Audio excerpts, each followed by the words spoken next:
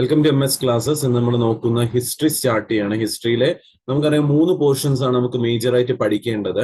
That is modern India എന്ന് പറയുന്നത്, ആധുനിക ഇന്ത്യ എന്ന് പറഞ്ഞാൽ നമ്മൾ പഠിക്കും.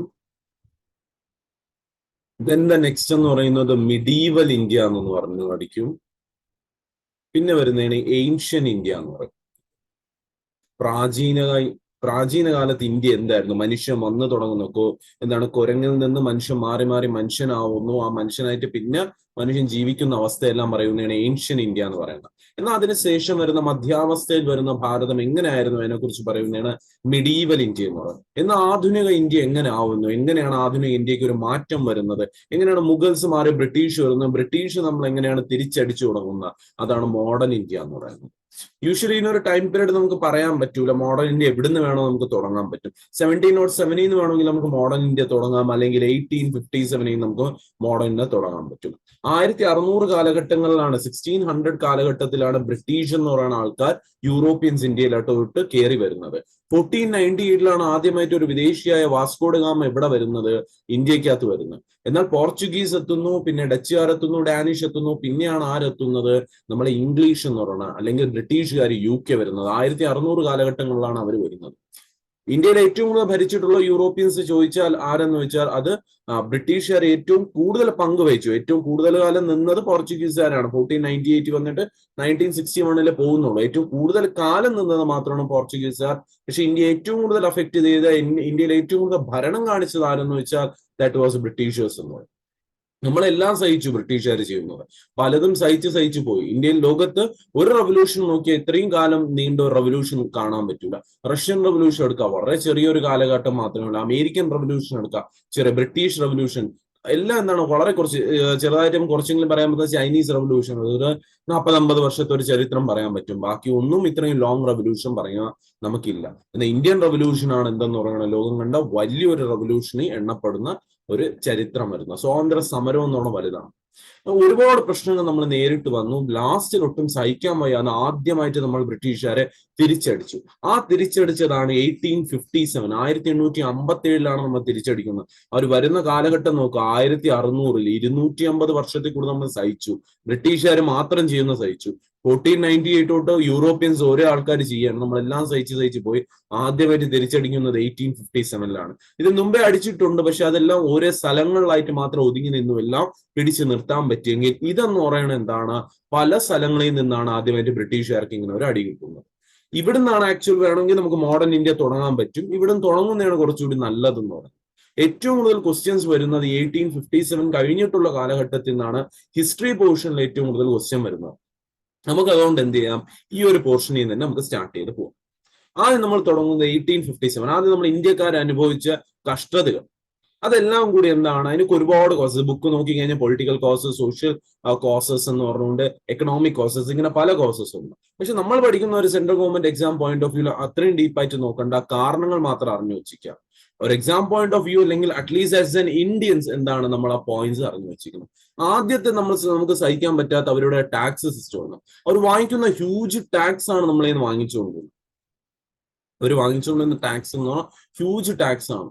ഓൾമോസ്റ്റ് 1/3 ടാക്സ്, 2/3 ടാക്സ് ഒക്കെ എന്താണ് നമ്മൾ അവർക്ക് കൊടുക്കേണ്ടി വരും. അങ്ങനത്തെ എന്താണ്, ഇപ്പൊ കൃഷിക്ക് നഷ്ടം വന്നു, ഒരു കൃഷിക്കാരൻ അദ്ദേഹത്തിന്റെ പാടത്തിൽ കൃഷി ചെയ്യുമ്പോൾ എന്ത് കൊടുക്കണം? ബ്രിട്ടീഷുകാർ കൊണ്ട് എന്താണ് ടാക്സ് കൊടുക്കേണ്ടി വരുന്നു. സപ്പോസ് മഴയ്ക്ക് വരെ കുറവ് കാരണോ അല്ലെങ്കിൽ മഴ കൂടുതൽ കാരണോ ഈ കൃഷി നഷ്ടപ്പെട്ടു പോയാലും ആ കൃഷിക്കാരൻ എന്ത് ചെയ്യണം? ആ കൊടുക്കേണ്ട ടാക്സ് കൊടുത്തു തന്നെ ആവണം. അങ്ങനെ വളരെ മോശപ്പെട്ട നിയമങ്ങൾ എന്താണ് ഇവർ ക്രിയേറ്റ് ചെയ്ത് വെച്ചു. റിലീജിയൻ, അമ്പലത്തിൽ, ഇന്ന് നമ്മൾ അമ്പലത്തിൽ പോകണമെങ്കിൽ എന്താണ്, നമുക്ക് വേണമെങ്കിൽ അവിടെ കൊണ്ട് കാണിക്ക വെഞ്ചിയിൽ പൈസ ഇടാം, അല്ലെങ്കിൽ അർച്ചന എഴുതിപ്പിക്കാം. പള്ളിയിൽ ചെന്നാൽ അവിടെ എന്താണ് കാണിക്ക വെഞ്ചി, അതെല്ലാം എല്ലായിടവും ഉണ്ട്. അത് നമ്മളുടെ ഇഷ്ടമാണ്. അല്ലെങ്കിൽ വെറുതെ പോയി തൊഴുതിട്ട് 1 രൂപയും പൈസ ചെലവില്ല നമ്മൾ അമ്പലത്തോ പള്ളിയിലോ എവിടെ പോയാൽ. പക്ഷെ ആ കാലത്ത് അങ്ങനെയല്ലേ എന്ന്, ഒരു മോസ്കിലോ ഒരു ടെമ്പിളിലോ പോകണമെങ്കിൽ റിലീജിയസ് ടാക്സ് കെട്ടി വെക്കേണ്ടി വരും.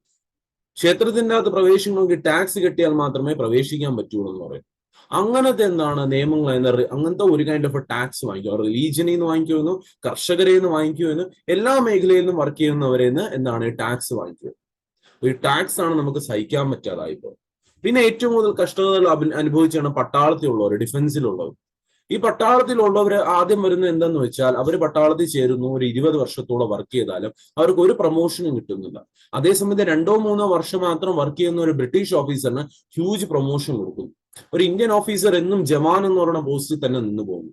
സാലറിയും ഒരിക്കലും കൂട്ടുന്നില്ല. ആ കയറുന്ന സാലറി തന്നെ 20 വർഷമായാലും 30 വർഷമായാലും ആ സാലറി തന്നെ കൊടുക്കേണ്ടി വരുന്നു. ഒരിക്കലും സാലറിക്ക് വർധനമില്ല. എന്നാൽ അതേ സമയത്ത് ബ്രിട്ടീഷ് ഓഫീസേഴ്സ് വരുമ്പോൾ ഹ്യൂജ് സാലറി ഇൻക്രീസും റാങ്ക് എല്ലാം പേർക്സും എല്ലാം കൂടുതലാണ് കൊടുക്കുന്നത്.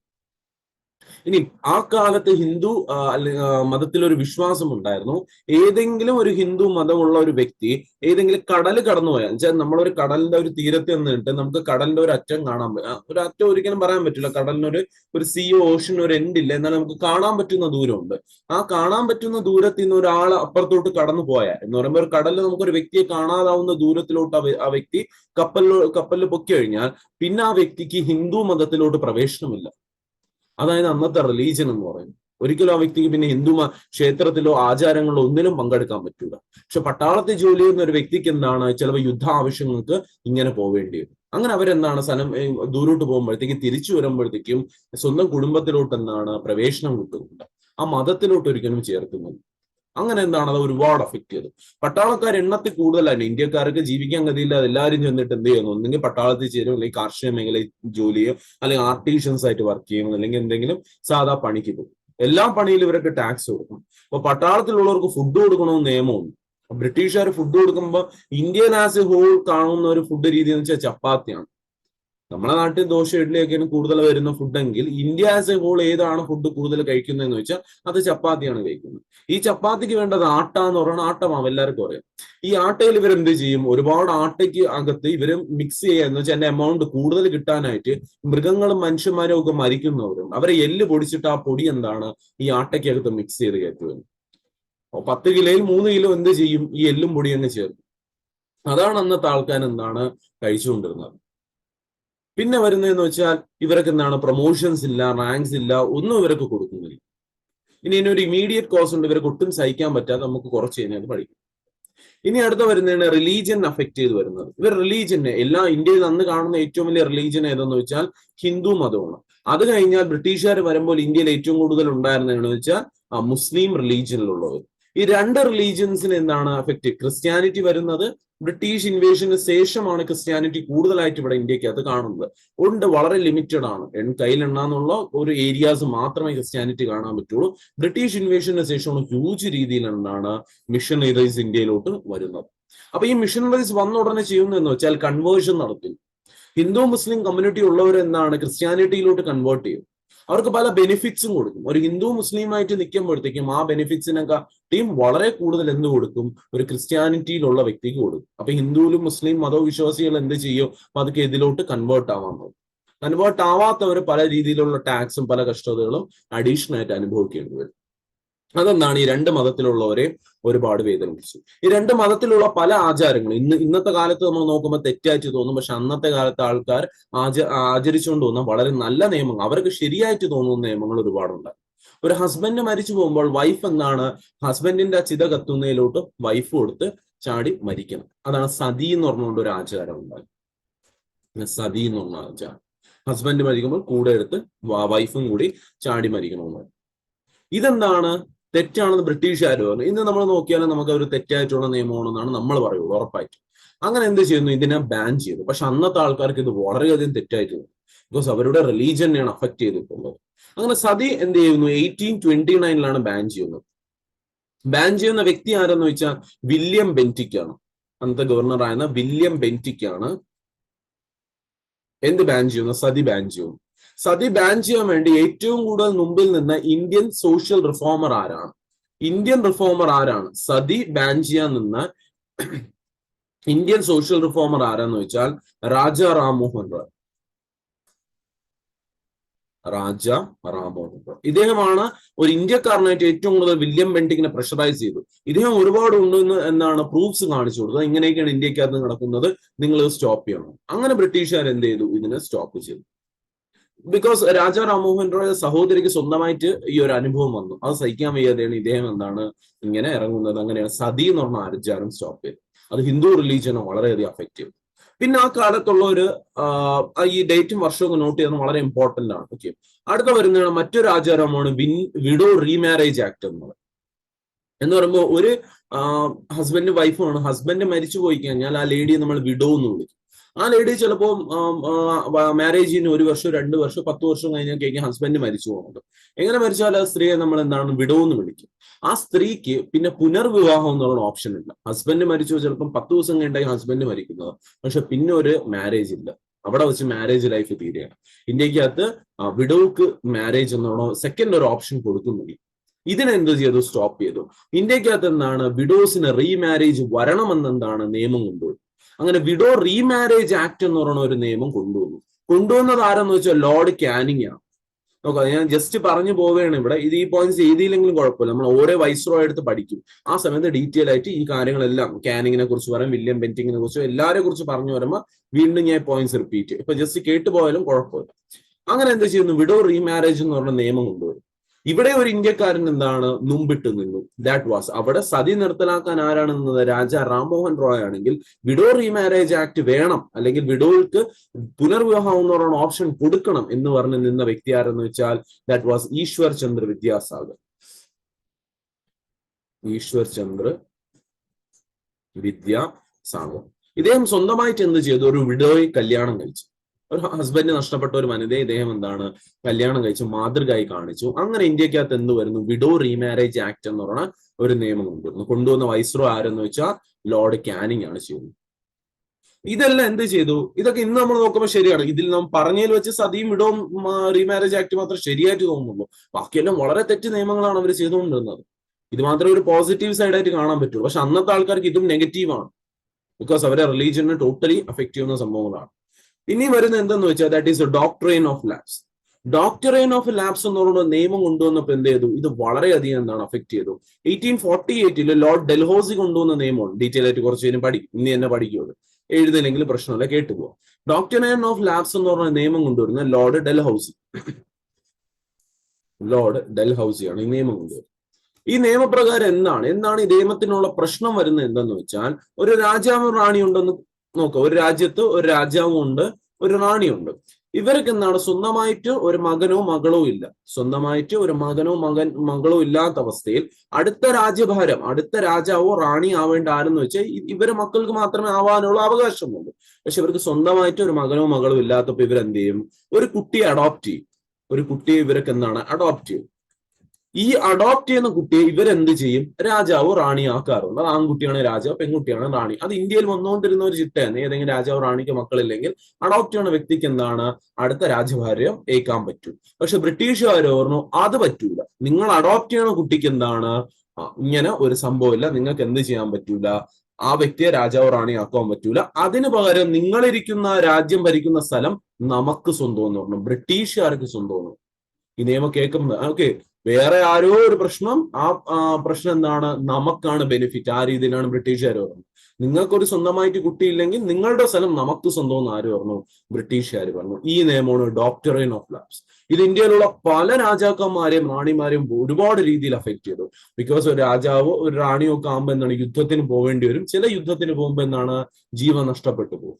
അങ്ങനെ വരുമ്പോൾ ചിലപ്പോൾ എന്താണ് ഒരു കുട്ടി കാണൂലേക്കും. അപ്പോൾ അവരൊക്കെ എന്താണ് അടുത്ത ഒരു കുട്ടി അഡോപ്റ്റ് ചെയ്യിക്കും. ആ സമയം ഇവര് പറയണില്ല, നമ്മൾക്കാണ് ഈ സ്ഥലം സ്വന്തം എന്ന് പറയും. അങ്ങനെ വളരെ മോശപ്പെട്ട ഒരു നിയമമായിരുന്നു ഡോക്ടറൈൻ ഓഫ് ലാപ്സ് എന്ന് പറഞ്ഞുകൊണ്ട് നിയമം. കുറച്ച് തന്നെ ഡീറ്റെയിൽ ആയിട്ട് പഠിക്കും. എന്നാൽ ഇതെല്ലാം ഇന്ത്യക്കാർ എന്താണ് ബ്രിട്ടീഷുകാർ എന്ന് വരുന്നത് എല്ലാം സഹിച്ചുകൊണ്ടിരുന്നു. ടാക്സ്, ഡിഫൻസിലുള്ള പ്രശ്നം, റിലീജിയൻ, സതി, ഇതെല്ലാം സഹിച്ച് നിന്നാലും ഒരെണ്ണം എന്താണ് ഇമീഡിയറ്റ് കോസ്? പരീക്ഷ ചോദിക്കും എന്തായിരുന്നു ഇമീഡിയറ്റ് കോസ് ഓഫ് ദിസ് എന്ന് പറയുമ്പോൾ 1857 ജനുവരി മാസത്തിൽ ഒരു തോക്ക് കൊണ്ടുവന്നു. പണ്ട് ബ്രിട്ടീഷുകാർ ഉണ്ടായിരുന്ന തോക്ക് എങ്ങനെയായിരുന്നെന്ന് വെച്ചാൽ ഇങ്ങനെ ഒരു ലോങ് ബാരലുള്ള തോക്ക് ഉണ്ടായിരുന്നു. ഇപ്പൊ തോക്കെന്ന് സങ്കല്പിച്ചോളാം. ഓക്കെ, വളരെ നീളമുള്ള ബാരലുള്ള തോക്ക്. ഇങ്ങനെ തോക്ക് നിങ്ങൾ കണ്ടിട്ടുണ്ടായിരിക്കും, വലിയ ഡബിൾ ബാരൽ ഗൺ പോലത്തെ. അപ്പൊ അങ്ങനെ വളരെ നീളം ബാരലുള്ള തോക്കുണ്ടായിരുന്നു. അപ്പൊ ഈ തോക്കിൽ എങ്ങനെയാണ് ആദ്യം ചെയ്യുന്നതെന്ന് വെച്ചാൽ, എങ്ങനെയാണ് യുദ്ധത്തിന് ഈ തോക്ക് യൂസ് ചെയ്യുന്നതെന്ന് വെച്ചാൽ, ഇവരുടെ കയ്യിൽ ഗൺ പൗഡർ കാണും. Gun powder. പിന്നെ എന്താണ്? ബുള്ളറ്റ് കാണും. അപ്പൊ ആദ്യം എന്ത് ചെയ്യാന്ന് വെച്ചാൽ, എന്നിട്ട് ഒരു കമ്പിയും കൂടി കാണും. ഇങ്ങനെ ഒരു കമ്പി നിങ്ങൾ കണ്ടിട്ടുണ്ടായിരിക്കും. അത് ഓക്കെ, ഇങ്ങനെ ഒരു കമ്പിയും കൊടുക്കണം. ആദ്യം ഇവരെന്ത് ചെയ്യും, ഗൺ പൗഡറിനെ ഇതിൽ നിറയ്ക്കും. അതിന് അളവൊന്നുമില്ല, അങ്ങ് എന്താണ് ഗൺ പൗഡറിന് പട്ടാളക്കാരന്റെ ഇഷ്ടമുള്ള പോലെ ഗൺ പൗഡർ അങ്ങ് നിറയ്ക്കും. കുറച്ച് കൂടുതൽ നിറച്ചാൽ പവർ കൂടുക, കുറച്ച് നിറച്ചാൽ പവർ കുറയും, വെടിയുണ്ട പോകുന്ന പവർ കുറയും. അതെന്താണ് പട്ടാളക്കാരൻ നിറയ്ക്കുന്ന ഡ്യൂട്ടി നിൽക്കുന്ന പട്ടാളക്കാരന്റെ ഇഷ്ടമാണത്. ആ പട്ടാളക്കാരന് അളവൊന്നും പറഞ്ഞുകൂടെ. ഇപ്പൊ സപ്പോസ് ഇത്രയാണ് ഗൺ പൗഡർ നിറയ്ക്കുന്നത്. എന്നിട്ട് എന്ത് ചെയ്യും, ഈ ബുള്ളറ്റിനെ എടുത്ത് ആദ്യം ഗൺ പൗഡറിനെ ഇട്ടു, പിന്നെ എന്താണ് ബുള്ളറ്റിനെ എടുത്ത് എന്താണ് ലോഡ് ചെയ്യും. ഈ ബുള്ളറ്റിനെ എടുത്ത് അകത്തിടും. അപ്പൊ ഈ ബുള്ളറ്റ് ഇവിടെ ഒന്നിക്കും. ഇനി ഈ ബുള്ളറ്റിനെ ഇങ്ങനെ താഴെ ഇറക്കണം. ഈ ബുള്ളറ്റ് ഇപ്പൊ മുകളിലാണല്ലോ കിടക്കുന്നത്, അതിനെ താഴെ ഇറക്കാൻ വേണ്ടി ഈ കമ്പി ഉപയോഗിക്കും. ഈ കമ്പി ഉപയോഗിച്ച് ഇവിടുന്ന് എന്താണ് അകത്തോട്ട് തള്ളി തള്ളി എന്താണ് ആ ബുള്ളറ്റിനെ താഴെ ഇറക്കും. എന്നിട്ട് അത് ഫുൾ താഴെ ചെന്ന് ടൈറ്റ് ആയെന്ന് ഉറപ്പിച്ചതിന് ശേഷമാണ് ഷൂട്ട് ചെയ്യുന്നത്. എന്നിട്ട് സമയം എടുക്കുമെന്ന് നോക്കുക ഒന്ന് ഷൂട്ട്. ഒരു വെടിയുണ്ട വയ്ക്കാൻ എന്തുമാത്രം സമയം എടുക്കുമായിരുന്നു. അങ്ങനെ ബ്രിട്ടീഷുകാര് ഈ ഒരു തോക്ക് മാറ്റിയിട്ട് പുതിയൊരു തോക്ക് കൊണ്ടുവന്നു. ദാറ്റ് വാസ് എൻഫീൽഡ് റൈഫിൾ എന്ന് പറയും. എൻഫീൽഡ് റൈഫിൾ എൻഫീൽഡ് റൈഫിൾ എന്ന് പറഞ്ഞാൽ പുതിയ ഒരു തോക്ക് വന്നു. ജനുവരി മാസം 1857 ഈ തോക്ക് വരുന്നത്. ഈ തോക്കിൽ എങ്ങനെയെന്ന് വെച്ചാൽ നേരത്തെ ഉണ്ടായിരുന്ന തോക്കിനും കാട്ടിയും വ്യത്യസ്തമായിട്ടുള്ള ഒരു തോക്കായിരുന്നു ഇതെന്ന് പറയുന്നത്. ഇതിലെന്ന് പറയുമ്പോൾ ഇത്രയും നീളമുള്ള ബാരൽ കാണൂലേ, പുതിയ വന്ന തോക്കിന്റെ ബാരൽ എന്ന് പറയുമ്പോൾ ഇത്ര നീളമില്ലായിരുന്നു, കുറച്ചുകൂടി നീളം കുറവായിരുന്നു. പിന്നെ വരുന്ന വ്യത്യാസം എന്തെന്ന് പറയുമ്പോഴത്തേക്കും ദാറ്റ് ഈസ് ഇതില് ആദ്യത്തെ തോക്ക് നോക്കുക, ഗൺ പൗഡർ വേറെ ബുള്ളറ്റ് വേറെ, രണ്ടും പ്രത്യേകമായിട്ടാണ് വെച്ചിരുന്നത്. നിറയ്ക്കേണ്ട അളവ് പട്ടാളക്കാരന് അറിഞ്ഞുകൂടാ, ഏതെങ്കിലും ഒരു അളവിലാണ് പട്ടാളക്കാരൻ നിറച്ചുകൊണ്ടിരുന്നത്. എന്നാൽ ഇപ്പൊ വന്നപ്പോ പുതിയ തോക്കില് അതിന് ഈ രണ്ടിനെയും കൂടി ഒരൊറ്റ പാക്കറ്റിലാക്കി കൊടുത്തു. എങ്ങനെയെന്ന് പറയുമ്പോൾ ബുള്ളറ്റ് ഇങ്ങനെ ഇരിക്കും, അതിന്റെ എന്താണ് മുകളിലോട്ട് പൊടി ഗൺ പൗഡർ ഇങ്ങനെ നിറച്ചു വെച്ചിട്ടുണ്ട്. ഇതിനെന്താണ് ഒരു പാക്കറ്റിൽ ഇങ്ങനെ ആക്കി വെച്ചു കൊടുക്കുക. ഇങ്ങനെ ഒരു പാക്കറ്റിലാക്കി വെച്ചു കൊടുക്കും. ഈ സംഭവം എന്താണ്, ഇതൊരിക്കലും നനവ് വരാൻ പാടില്ല, നശിച്ചു പോകാൻ പാടില്ല. അതുകൊണ്ട് എന്ത് ചെയ്യണം, നിങ്ങൾ ഗ്രീസ് പോലത്തെ ഒരു കവർ, ഇപ്പൊ നിങ്ങൾ നോക്കുക വണ്ടിയിൽ ഓയിലും ഗ്രീസൊക്കെ, അതിൽ വെള്ളം ഇട്ടാൽ എന്താണ് ഒരിക്കലും അകത്ത് പോലെ ആ ഓയിലിന്റെ പുറത്ത് ഇങ്ങനെ വെള്ളം കിടക്കും. അതുപോലെ തന്നെ ഈ ബുള്ളറ്റിനും ഈ പറയുന്ന ഗൺ പൗഡറിന് മുകളിൽ എന്താണ് ഒരു ഗ്രീസ്ഡ് കവറിങ് കൊടുത്തു. ഗ്രീസ് പോലത്തെ ഒരു കവറിങ് കൊടുത്തു. ഗ്രീസ്ഡ് കവറിങ് കൊടുത്തിട്ട് ഒരു പാക്കറ്റിന്റെ അകത്ത് എല്ലാം കൂടി അഡ്ജസ്റ്റ് ചെയ്ത് വെച്ചു. വെള്ളം നനഞ്ഞാലും ചീത്തയാവില്ല, എല്ലാം എളുപ്പം, പട്ടാളക്കാരന് എളുപ്പമാണ്. ഇവിടെ അളവും കാര്യവും ഒന്നും നോക്കണ്ട. നേരെ ആ സാധനത്തിന് ഗ്രീസ്ഡ് പോലത്തെ കവറിങ്ങിന് വായ കൊണ്ട് കടിച്ചങ്ങ് തുപ്പിക്കളയുക. എന്നിട്ട് എന്ത് ചെയ്യാം, ഗൺ പൗഡറിനെതിരെയും കൂടി അങ്ങ് പെട്ടെന്ന് നിറയ്ക്കുക, ഒരു കമ്പിയിലിട്ട് കുത്തുക, എന്നിട്ട് എന്താണ് ഷൂട്ട് ചെയ്യുക. നേരത്തെ അതുപോലെ അളവ് നോക്കി രണ്ടിനെയും നിറയ്ക്കേണ്ട ആവശ്യമില്ല, രണ്ടും ഒരുമിച്ച് തന്നെ കൊടുത്തിട്ടുണ്ട്, പെട്ടെന്ന് ചെയ്യാം. പക്ഷെ ഇത് ഗുണമാണ്, പട്ടാളക്കാരന് എളുപ്പമായി ജോലി. പക്ഷെ ഇവിടെ വരുന്ന ദോഷം എന്തെന്ന് വെച്ചാൽ പട്ടാളക്കാർ ഇത് ആദ്യമായിട്ട് വായിന്ന് കടിച്ചിട്ട് തുപ്പിയിട്ട് എന്താണ് ഈ സാധനം ലോഡ് ചെയ്യാൻ നോക്കിയപ്പോഴത്തേക്കും ഈ കടിക്കുന്ന സാധനത്തിന് ഒരു ടേസ്റ്റ് വരുന്നുണ്ട്. അതെന്തിന്റെ ടേസ്റ്റ് എന്ന് വെച്ചാൽ ഇത് ഗ്രീസ് പോലെ ഇരിക്കണം, എണ്ണ പോലത്തെ മയം നല്ല കട്ടിയുള്ള സംഭവിക്കണം. അതിന് ഈ ബ്രിട്ടീഷുകാർ ഉപയോഗിച്ചത് എന്തിന്റെ തോലുകൾ, സ്കിൻ എന്ന് ചോദിച്ചാൽ that was of A pig, പിന്നെ കൗ. പിഗിന്റെ കൗവിന്റെ മരിച്ചു പോകുന്ന പിഗും കൗവിന്റെ എന്തെടുത്തു, ആ സ്കിന്നെടുത്തു. ആ സ്കിന്നിനെ എന്ത് ചെയ്തു, രണ്ടിനെയും കൂടി മിക്സ് ചെയ്തൊക്കെ വെച്ചിട്ട് അതിനെ കട്ടിയാക്കിയിട്ട് അത് വെച്ചിട്ട് എന്താണ് ഈ ബുള്ളറ്റിനും ഗൺ പൗഡറിനും കവറിങ് കൊടുത്തു. അതിനെയാണ് പട്ടാളക്കാർ കടിച്ചു കളഞ്ഞത്. ഇന്ത്യയിൽ നിന്ന് ഏറ്റവും കൂടുതൽ ഏത് മതവും എന്ന് വെച്ചാൽ ഞാൻ പറഞ്ഞു ഹിന്ദുവും മുസ്ലിംസും ആണ് ഉള്ളത്. അപ്പൊ പട്ടാളത്തിൽ സ്വാഭാവികമായിട്ടും ഏത് മതത്തിലുള്ളവരായിരിക്കും, ഹിന്ദുസും മുസ്ലിംസും ആണ്. ഇനി ഒരു മുസ്ലിം മതത്തിലുള്ള വ്യക്തി എടുത്താൽ അദ്ദേഹത്തിന് പിഗ് എന്ന് പറയുന്നത് എന്താണ്, ഹറാമാണ്, മതത്തിന്റെ അഗെയിൻസ്റ്റ് നിൽക്കുന്നത്. ഹിന്ദു എന്ന് പറയുന്ന ഒരു വ്യക്തി എടുത്തു കഴിഞ്ഞാൽ കൗ എന്ന് പറയുന്നത് എന്താണ്, അവരുടെ ഗൗമാതാവാണ്, ദേവിയെ പോലെ എന്താണ് ഋഗ്വേദിക് പീരീഡിന് ശേഷം തൊട്ട് അവരെന്താണ് പൂജിച്ചു വരുന്ന ഒരു ദൈവമാണ് ഏതെന്ന് പറയുന്നത് കൗ എന്ന് പറയുന്നത്. രണ്ടുപേരെ മതത്തിന് എന്താണ് അഫക്റ്റ് ചെയ്യുന്ന രണ്ട് അനിമൽസ് ആണ്. അപ്പൊ പട്ടാളക്കാർക്ക് എന്താണ് നല്ലപോലെ ഡൗട്ട് വന്നു. പട്ടാളക്കാർ ചെന്ന് മിലിറ്ററി ഹെഡിനോട് ചോദിക്കുന്നു, ഇത് നിങ്ങൾ ഇതിന്റെ സ്കിന്നാണോ ഉപയോഗിച്ചിട്ടുള്ളതെന്ന് ചോദിക്കുന്നു. അവർ പറയുന്നു നമ്മൾ ഇതിന്റെ സ്കിന്നൊന്നുമല്ല ഉപയോഗിച്ചിട്ടുള്ളത്, ഇത് വേറെ മെറ്റീരിയൽ ആണ്, നിങ്ങൾ അങ്ങനെ നിങ്ങളെ മതത്തിനൊന്നും നമ്മൾ ടച്ച് ചെയ്തിട്ടില്ല. പട്ടാളക്കാർ ഉറപ്പായെന്ന് സംശയമൊന്നും മിണ്ടാതിരുന്നു. പക്ഷെ എന്ത് സംഭവിച്ചെന്ന് വെച്ചാൽ അന്നത്തെ ഏറ്റവും വലിയ ട്രാൻസ്പോർട്ടേഷൻ എന്ന് വെച്ചാൽ കാളവണ്ടിയിലാണ് ട്രാൻസ്പോർട്ടേഷൻ വന്നത്. ഇന്ന് കാണുമ്പോൾ കപ്പലോ ട്രെയിനോ പ്ലെയിനോ ഒന്നുമല്ല, കാളവണ്ടിയിലാണ്. ഈ കാളവണ്ടിയിൽ എന്താണ് ഈ ബുള്ളറ്റ്സ് ഇങ്ങനെ പാക്കറ്റ് ആയിട്ട് നിറച്ചാണ് വെക്കുന്നത്. ഈ കാളവണ്ടിയിൽ പതുക്കെ ബുള്ളറ്റ്സ് ഇങ്ങനെ ഒരുപാട് ലോഡായിട്ട് കാളവണ്ടികൾ പോകുമ്പോൾ ഒരു കാളവണ്ടി എന്ത് ചെയ്യും, ഒരു ഗട്ടറിൽ ഒരു ചെറിയൊരു സൈഡിലോട്ട് എന്താണ് അതിന്റെ വീലായിപ്പോ ഇതിലിരിക്കുന്ന ഒരു ബോക്സ് എന്താണ് താഴെ അങ്ങ് വീഴും. താഴെ വീഴുമ്പോൾ എന്താണ് അവിടെ ആൾക്കാരെല്ലാം കണ്ടുകൊണ്ടിരിക്കുകയാണ്. പക്ഷെ ഈ വണ്ടി എന്താണ് അങ്ങ് പോവുകയാണ്, അറിയുന്നില്ല.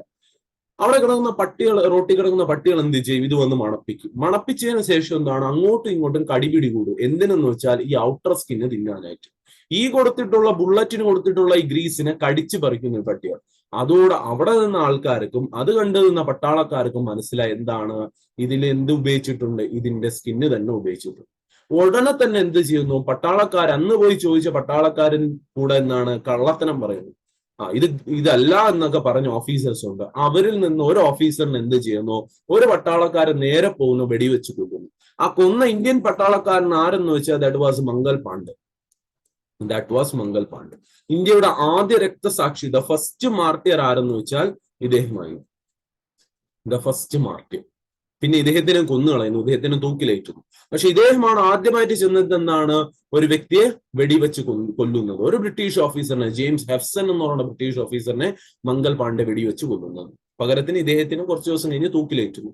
പക്ഷെ ഈ ഒരു സംഭവം എന്ത് ചെയ്തു, എല്ലാ പട്ടാളക്കാരുടെ ഉള്ളിൽ എന്ത് കൊണ്ടുവന്നു, ഒരു ആവേശം കൊണ്ടുവന്നു. നോക്കുക, അവര് കാണിച്ച തെറ്റ് ചെന്ന് ചൂണ്ടി ചോദിച്ചിട്ട് ഒരു ഇന്ത്യക്കാരനും ഒരു ബ്രിട്ടീഷുകാരനെ കൊന്നിരിക്കുകയാണ്, നമുക്കും എന്താണ് അതേപോലെ ചെയ്യണം, നമ്മളും എന്ത് ചെയ്യണം, ഇതേപോലെ തിരിച്ചു കാണിക്കണം എന്നെന്തുകൊണ്ട് തോന്നുന്നു, എല്ലാവരും ഉള്ളിൽ ഒരു ഐഡിയ കൊണ്ടുവന്നു. അങ്ങനെ ഇവരെന്താണ് ആദ്യമായിട്ട് ബ്രിട്ടീഷുകാരെ അടിക്കുന്നത്.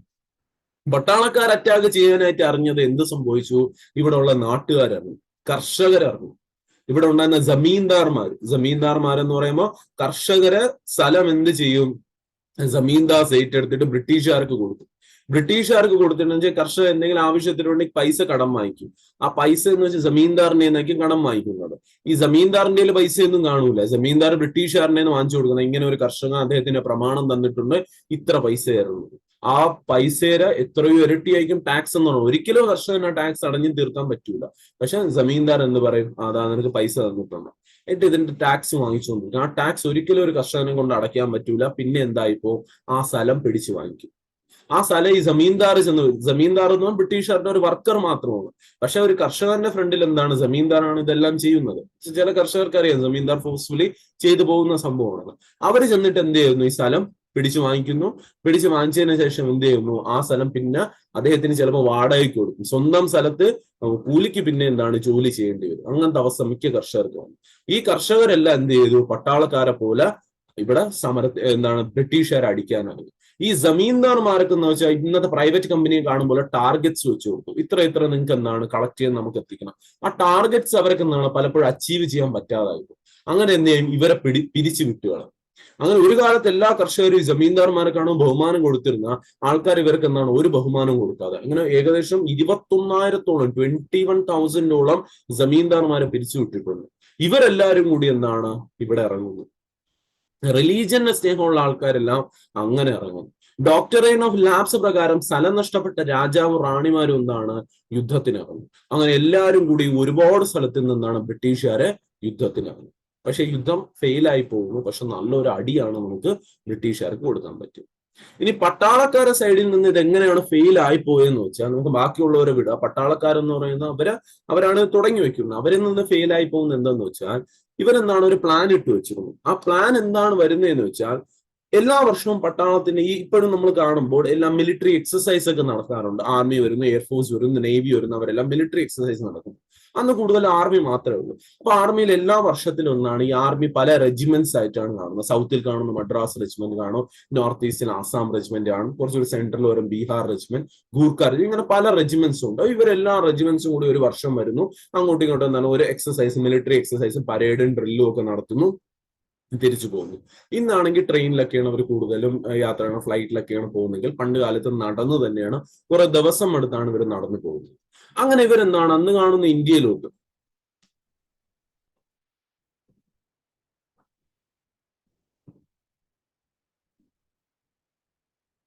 അന്ന് കാണുന്ന ഈ പറയുന്ന ഇന്ത്യയിലോട്ട് അന്നത്തെ പട്ടാളക്കാർക്ക് എന്താണ് മീറ്റിംഗ് വരുന്നു, എല്ലാ പട്ടാളക്കാരും പോകണം. ഈ കേരളത്തിൽ നിന്ന് ഒരു റെജിമെന്റ് പോകും, കേരളത്തിൽ നിന്ന്. പിന്നെ ഇവിടുന്ന് കർണാടകയിൽ നിന്ന് കുറച്ച് പേര് ജോയിൻ ചെയ്യും. പിന്നെ ഇവരെല്ലാവരും മുമ്പോട്ട് പോകും. തമിഴ്നാട്ടിൽ നിന്ന് കുറച്ച് ആൾക്കാർ ഒന്ന് ജോയിൻ ചെയ്യും. ഇവരെല്ലാവരും കൂടി ഇങ്ങനെ മുമ്പിലോട്ട് പോകും. അപ്പോഴാണ് ഇവിടെ മഹാരാഷ്ട്രയിൽ നിന്ന് കുറെ പട്ടാളക്കാർ വരും. ഇവരുടെ ലക്ഷ്യം എന്ന് വെച്ചാൽ ഡൽഹിയിലാണ്. ഡൽഹി വെച്ചിട്ടാണ് ഈ മീറ്റിംഗ് നടക്കുന്നത്. പോകും ഇവിടുന്ന് ഒഡീഷയിൽ നിന്ന് കുറച്ച് പട്ടാളക്കാർ, ഇങ്ങനെ എല്ലാവരും എന്താണ് ജോയിൻ ചെയ്ത് പട്ടാളക്കാരെല്ലാം മുമ്പിലോട്ട് പോകും. ഓരോ സ്ഥലത്ത് വെച്ച് ഇവർ കാണും. ഇപ്പൊ എല്ലാ വർഷവും പോകുമ്പോൾ അവർക്ക് അറിയാം ഇന്ന ദിവസം ഇത്ര നേരം കഴിയുമ്പോൾ അവിടെ നിന്ന് എന്താണ് അന്നത്തെ പോലെ ഫോണോ ഒന്നുമില്ല, തമ്മിൽ എവിടെ എത്തിയെന്നൊക്കെ ചോദിക്കാം. ഒരു പർട്ടിക്കുലർ ടൈം ഒരു ഇത് കഴിയുമ്പോൾ ഈ ലോഡ് പട്ടാളക്കാർ ഇവിടെ എത്തും എന്ന് പറഞ്ഞുകൊണ്ട് അവരെന്താണ് എല്ലാവർക്കും കറക്റ്റ് ലൊക്കേഷൻ ഉണ്ടാകും. അങ്ങനെ ഇന്ത്യൻ പട്ടാളക്കാർ ബ്രിട്ടീഷുകാരും ഒന്നും അറിയാതെ വളരെ സീക്രറ്റ് ആയിട്ട് ഒരു പ്ലാൻ വെച്ചു. ദാറ്റ് ഈസ് ആ വർഷം 1857 പട്ടാളത്തിന്റെ മീറ്റിംഗ് നടക്കേണ്ടത്. ദാറ്റ് വാസ് ഓൺ May 20 23 ഈ ഡേറ്റ് ഒന്നും പഠിക്കേണ്ട ആവശ്യമില്ല, കഥയ്ക്ക് വേണ്ടി മാത്രമാണ് ഞാൻ പറയുന്നത്. 1857 മെയ് 23 ഈ ഓൾ ഇന്ത്യ മീറ്റ് നടക്കേണ്ട പട്ടാളക്കാർ. അങ്ങനെ എന്താണ് ഇവർ ഇന്ത്യൻ പട്ടാളക്കാർ പ്ലാൻ ചെയ്തു, നമ്മളെല്ലാവരും അവിടെ കാണും, നമ്മളെല്ലാവരും കയ്യിൽ തോക്കുക, നമ്മളേന്ന് എത്രയോ നമ്പറിന് കുറവാണ് ബ്രിട്ടീഷുമാർ നിൽക്കുന്നത്. ബ്രിട്ടീഷേഴ്സ് മിക്കത് ഓഫീസർമാരാണ്, ജവാൻ ആരുമില്ല, ജവാൻസ് എല്ലാം ഇന്ത്യക്കാരേ ഉള്ളൂ. ഓഫീസേഴ്സ് തോക്ക് വയ്ക്കുന്ന കുറവാണ്, വളരെ ലിമിറ്റഡ് നമ്പറെ കാണും. പക്ഷെ ഇന്ത്യക്കാർ വളരെ ഹ്യൂജ് നമ്പറിലുണ്ട്. നമ്മളെ കയ്യിലാണ് പരേഡ് നടക്കുമ്പോൾ എപ്പോഴും എന്താണ് തോക്കുണ്ട് വരെ, നമ്മളതിലെല്ലാം ആയുധമുണ്ട്. നമുക്ക് എന്താ ചെയ്യാന്ന് വെച്ചാൽ, നമ്മൾ എപ്പോഴാണോ ഇന്ത്യയുടെ പല ഭാഗത്ത് നിന്ന് ഇങ്ങനെ എത്തി ഡൽഹിയിലോട്ട് എത്തുന്നത്, അന്നെല്ലാം ഇവിടെ ബ്രിട്ടീഷ് ഓഫീസേഴ്സ് കാണും, എല്ലാ ഇന്ത്യൻസ് കാണും. നമ്മൾ എന്ത് ചെയ്യുന്നു, അവരെല്ലാം ഇവിടെ വെച്ചിട്ട് തന്നെ കൊല്ലുന്നു, ഡൽഹിയിൽ വെച്ചങ്ങ് തീർക്കുന്നു. തീർത്തതിന് ശേഷം നമ്മൾ എന്ത് ചെയ്യുന്നു, തിരിച്ച് ഇവിടെ മുഗൾസിന് അല്ലെങ്കിൽ ഒന്നെങ്കിൽ മുഗൾ രാജാവിനെ കൊണ്ടുവരും, അല്ലെങ്കിൽ നമുക്ക് പട്ടാളത്തിൽ നിന്ന് ഒരാൾ എന്താണ് ഇവിടെ ഭരിക്കട്ടെ. ഇത് അവര് ചിന്തിച്ച പ്ലാൻ മുഗളിനെ കൊണ്ടുവരാറ്. നമുക്ക് എന്ത് ചെയ്യാം, അങ്ങനെ ചെയ്യാന്ന് ഇവര് പ്ലാൻ ഇട്ടു. അങ്ങനെ മെയ് 23 ഇവരെന്താണ് ഇങ്ങനെ ഒരു പ്ലാൻ ഇട്ടത്. എന്നിട്ട് എല്ലാ പട്ടാളക്കാരും പറഞ്ഞു, ഈ ന്യൂസ് ഒരിക്കലും ലീക്ക് ആവില്ല, ഒരു ബ്രിട്ടീഷുകാരും പോലും അറിയില്ല, ഇത് ആരും വീട്ടിൽ ചെന്ന് പറയില്ലെന്ന്. പക്ഷെ ഒരു പട്ടാളക്കാരൻ അബദ്ധത്തിൽ എന്താണ് അദ്ദേഹത്തിന്റെ വൈഫിനൂടെ ഈ കാര്യം പറയുന്നു, ഇങ്ങനെയാണ് നമ്മൾ ഇങ്ങനെ ഒരു പ്ലാൻ ഇട്ടിട്ടുണ്ട്, നമ്മൾ ഇങ്ങനെയാണ് എല്ലാം ചെയ്യാൻ പ്ലാൻ ഇട്ടിട്ടുള്ളത് എന്നൊക്കെ ചെന്ന് പറയുന്നു. ഈ വൈഫ് എന്ന് പറയുന്നത് ഒരു ബ്രിട്ടീഷ് ഓഫീസറിന്റെ വീട്ടിൽ ജോലി ചെയ്യുന്ന ഒരു ലേഡിയായിരുന്നു. ആ ലേഡി എന്ത് ചെയ്യുന്നു, അവിടെയുള്ള ബ്രിട്ടീഷ് ഓഫീസറിന്റെ വൈഫിന്റെ കൂടെ കുറച്ച് സ്നേഹം കരുണ തോന്നിയിട്ട് എന്ത് പറയുന്നു, ഇങ്ങനെ ഇന്ത്യൻ പട്ടാളക്കാർ പ്ലാൻ ഇട്ടിട്ടുണ്ട്, നിങ്ങൾ വേണമെങ്കിൽ മക്കളെയും കൊണ്ടങ്ങ് രക്ഷപ്പെട്ടോളൂ, ഇതാണ് ഇവരെ പ്ലാൻ എന്ന് പറയുന്നത്. ഉടനെ തന്നെ വൈഫ് എന്ത് പറയുന്നു, ഓക്കെ എന്ന് പറഞ്ഞിട്ട് നേരെ ചെന്നിട്ട് ഹസ്ബൻഡിന്റെ കൂടെ പറയുന്നു. അദ്ദേഹം ഒരു ഹയർ ഒഫീഷ്യൽ ആയിരുന്നു, അത് പ്രകാരം എന്താണ് എല്ലാ ബ്രിട്ടീഷ് ഓഫീസേഴ്സും ഇത് അറിയും. അപ്പോൾ ബ്രിട്ടീഷ് ഓഫീസേഴ്സ് എന്ത് ചെയ്തെന്ന് വെച്ചാൽ, ഓരോ റെജിമെന്റിൽ നിന്ന് വരുന്ന സ്ഥലങ്ങൾ എന്ത് ചെയ്തു, മുമ്പിലോട്ട് പോകുമ്പോ പട്ടാളക്കാരോട് പറഞ്ഞു, നിങ്ങൾ വരണ്ട, നിങ്ങൾ എന്താണ് ഈ മീറ്റിംഗ് ഒന്നുമില്ല, മീറ്റിംഗ് ക്യാൻസൽഡ് ആണെന്നത്. അപ്പൊ ഇവിടെ കേരളത്തിലുള്ള ഒരാൾക്ക് കർണാടക വിളിച്ചു ചോദിക്കാനൊന്നും പറ്റൂല. കർണാടക മൂവ് ചെയ്യുമ്പോൾ കർണാടക ഉള്ളവർ എന്താണ് തിരിച്ചു പറഞ്ഞു കൊടുക്കുന്നു. ഇവിടെ മഹാരാഷ്ട്രയിലുള്ളവർ തിരിച്ചു പോകുന്നു, അങ്ങനെ പലരും എന്താണ് തിരിച്ചു പോകുന്നു. പക്ഷെ പട്ടാളക്കാർക്ക്, ഇന്ത്യൻ സോൾജേഴ്സിന് എന്ത് മനസ്സിലായി, ഇതെവിടെയോ ഫെയിൽ ആയിട്ടുണ്ട്. ഇത്ര ദിവസം നമ്മൾ കഴിഞ്ഞ വർഷവും വന്നപ്പോൾ ഇത്ര ദിവസം 5ാമത്തെ ദിവസം കഴിയുമ്പോൾ കേരളത്തിലുള്ളവർ കർണാടകയുള്ളവരെ കാണുന്നുണ്ട്, അല്ലെങ്കിൽ ഒരു 20 ദിവസം കഴിയുമ്പോൾ ഒഡീഷയിലുള്ളവരെ കാണാൻ പറ്റും നമ്മൾ നടന്നു പോകുമ്പോൾ. അപ്പൊ പലയിടത്തും നമുക്ക് ലൊക്കേറ്റ് ചെയ്യാൻ പറ്റുമെന്ന് ഇപ്പം പറ്റുന്നില്ല എന്ന് വെച്ചാൽ ഈ ന്യൂസ് തീർച്ചയായിട്ടും ഏതോ ഒരു ഇന്ത്യൻ സോൾജറിന്റെ ലീക്ക് ആയത് ഫ്ലോപ്പ്. അങ്ങനെ ഇത് എന്നാണ് അവർക്ക് റിയലൈസ് ചെയ്യുന്നത് വെച്ചാൽ മെയ് 10 1857 റിയലൈസ് ചെയ്യുന്നത്. ആ റിയലൈസ് ചെയ്യുന്നത് എവിടെയെന്ന് വെച്ചാൽ മീരറ്റ്, UPക്ക് അകത്ത് വരുന്ന മീരറ്റ് എന്ന് പറയുന്ന സ്ഥലമുണ്ട്. ഡൽഹിയിൽ നിന്നൊരു ഏകദേശം ഒരു 80 കിലോമീറ്ററിന്റെ അകത്ത് മാത്രം വരുന്ന ഒരു സ്ഥലം മാത്രമാണ്. ഇവരെന്ത് ചെയ്യുന്നു വെച്ചാൽ, ഇവിടെ ഉള്ള ആൾക്കാർക്ക് മനസ്സിലായി, ബിക്കോസ് ഇതിന്റെ അടുത്ത് വെച്ചാണ് മീറ്റിംഗ് നടക്കേണ്ടത്, ഇത് വരൂല, ബാക്കി പട്ടാൾക്കാർ ഇതെല്ലാം സ്റ്റോപ്പ് ആയിട്ടുണ്ട്, എന്തോ ലീക്ക് ആയിട്ടുണ്ട്, നമുക്ക് എന്ത് ചെയ്യാം, ഉള്ളവരെ വെച്ചിട്ട് ഇതങ്ങ് നടത്താന്ന് പറഞ്ഞിട്ട് അപ്പോ കണ്ണിൽ കണ്ട ഏതൊക്കെ പട്ടാളക്കാർ വരുന്നു എല്ലാവരും വെടിവെച്ചു കൊടുത്തി. ഏതൊക്കെ ബ്രിട്ടീഷുകാരൻ അതുവഴി വെറുതെ പോയാലോ എല്ലാം അതിനെ വെടിവെച്ചു കൊടുത്തി. ഇത്രയും കാലം കൊണ്ടുള്ള എല്ലാ ദേഷ്യവും എന്താണ് ആ സോൾജേഴ്സ് തീർത്തു. ഒരു വളരെ സ്ട്രോങ് ആയിരുന്നു. അവരെന്ത് ചെയ്തു, നേരെ മുഗൾ രാജാവ്, ഇന്ത്യ ഭരിച്ചുകൊണ്ടിരിക്കുന്ന അവസാനത്തെ മുഗൾ രാജ്യം. നമ്മൾ മുഗൾസിന്റെ അടിമയാണ്, ഇന്ന് ഇന്ത്യക്കാരെ അടിമകളായിട്ട് ജീവിച്ചിട്ടുണ്ടായിരുന്നു. അപ്പൊ മുഗൾസിന്റെ അടിമയായിട്ട് ജീവിച്ച നമ്മൾ ഇന്ന് മുഗളിന്റെ പിടിച്ചു വാങ്ങിച്ചിട്ടാണ് ബ്രിട്ടീഷുകാർ ഇവിടെ ഭരിച്ചുകൊണ്ടത്. അവസാനത്തെ മുഗൾ രാജാവ് ഉണ്ടായിരുന്നു ബഹദൂർ ഷാ സെക്കൻഡ്.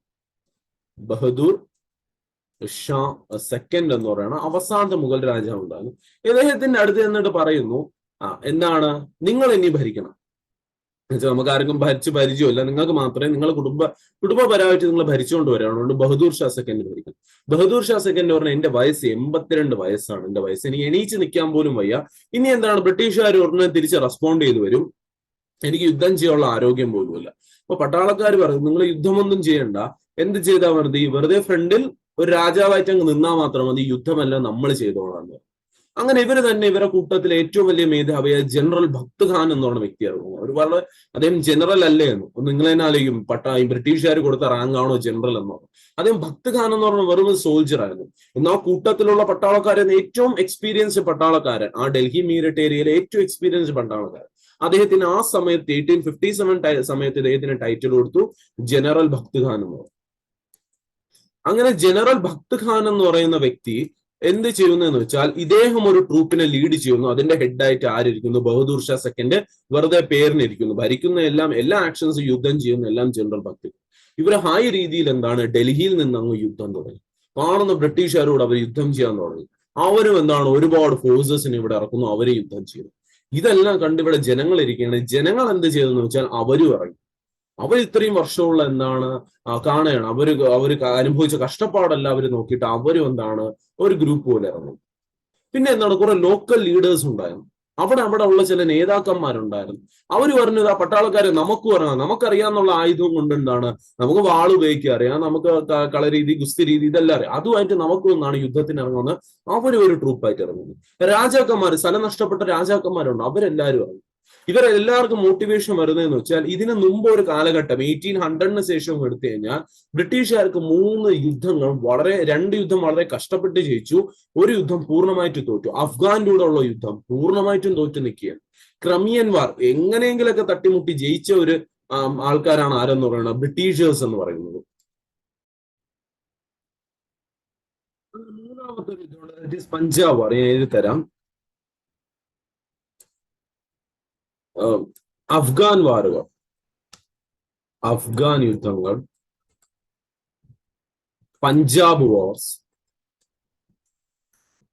ക്രമിയൻ വാർ.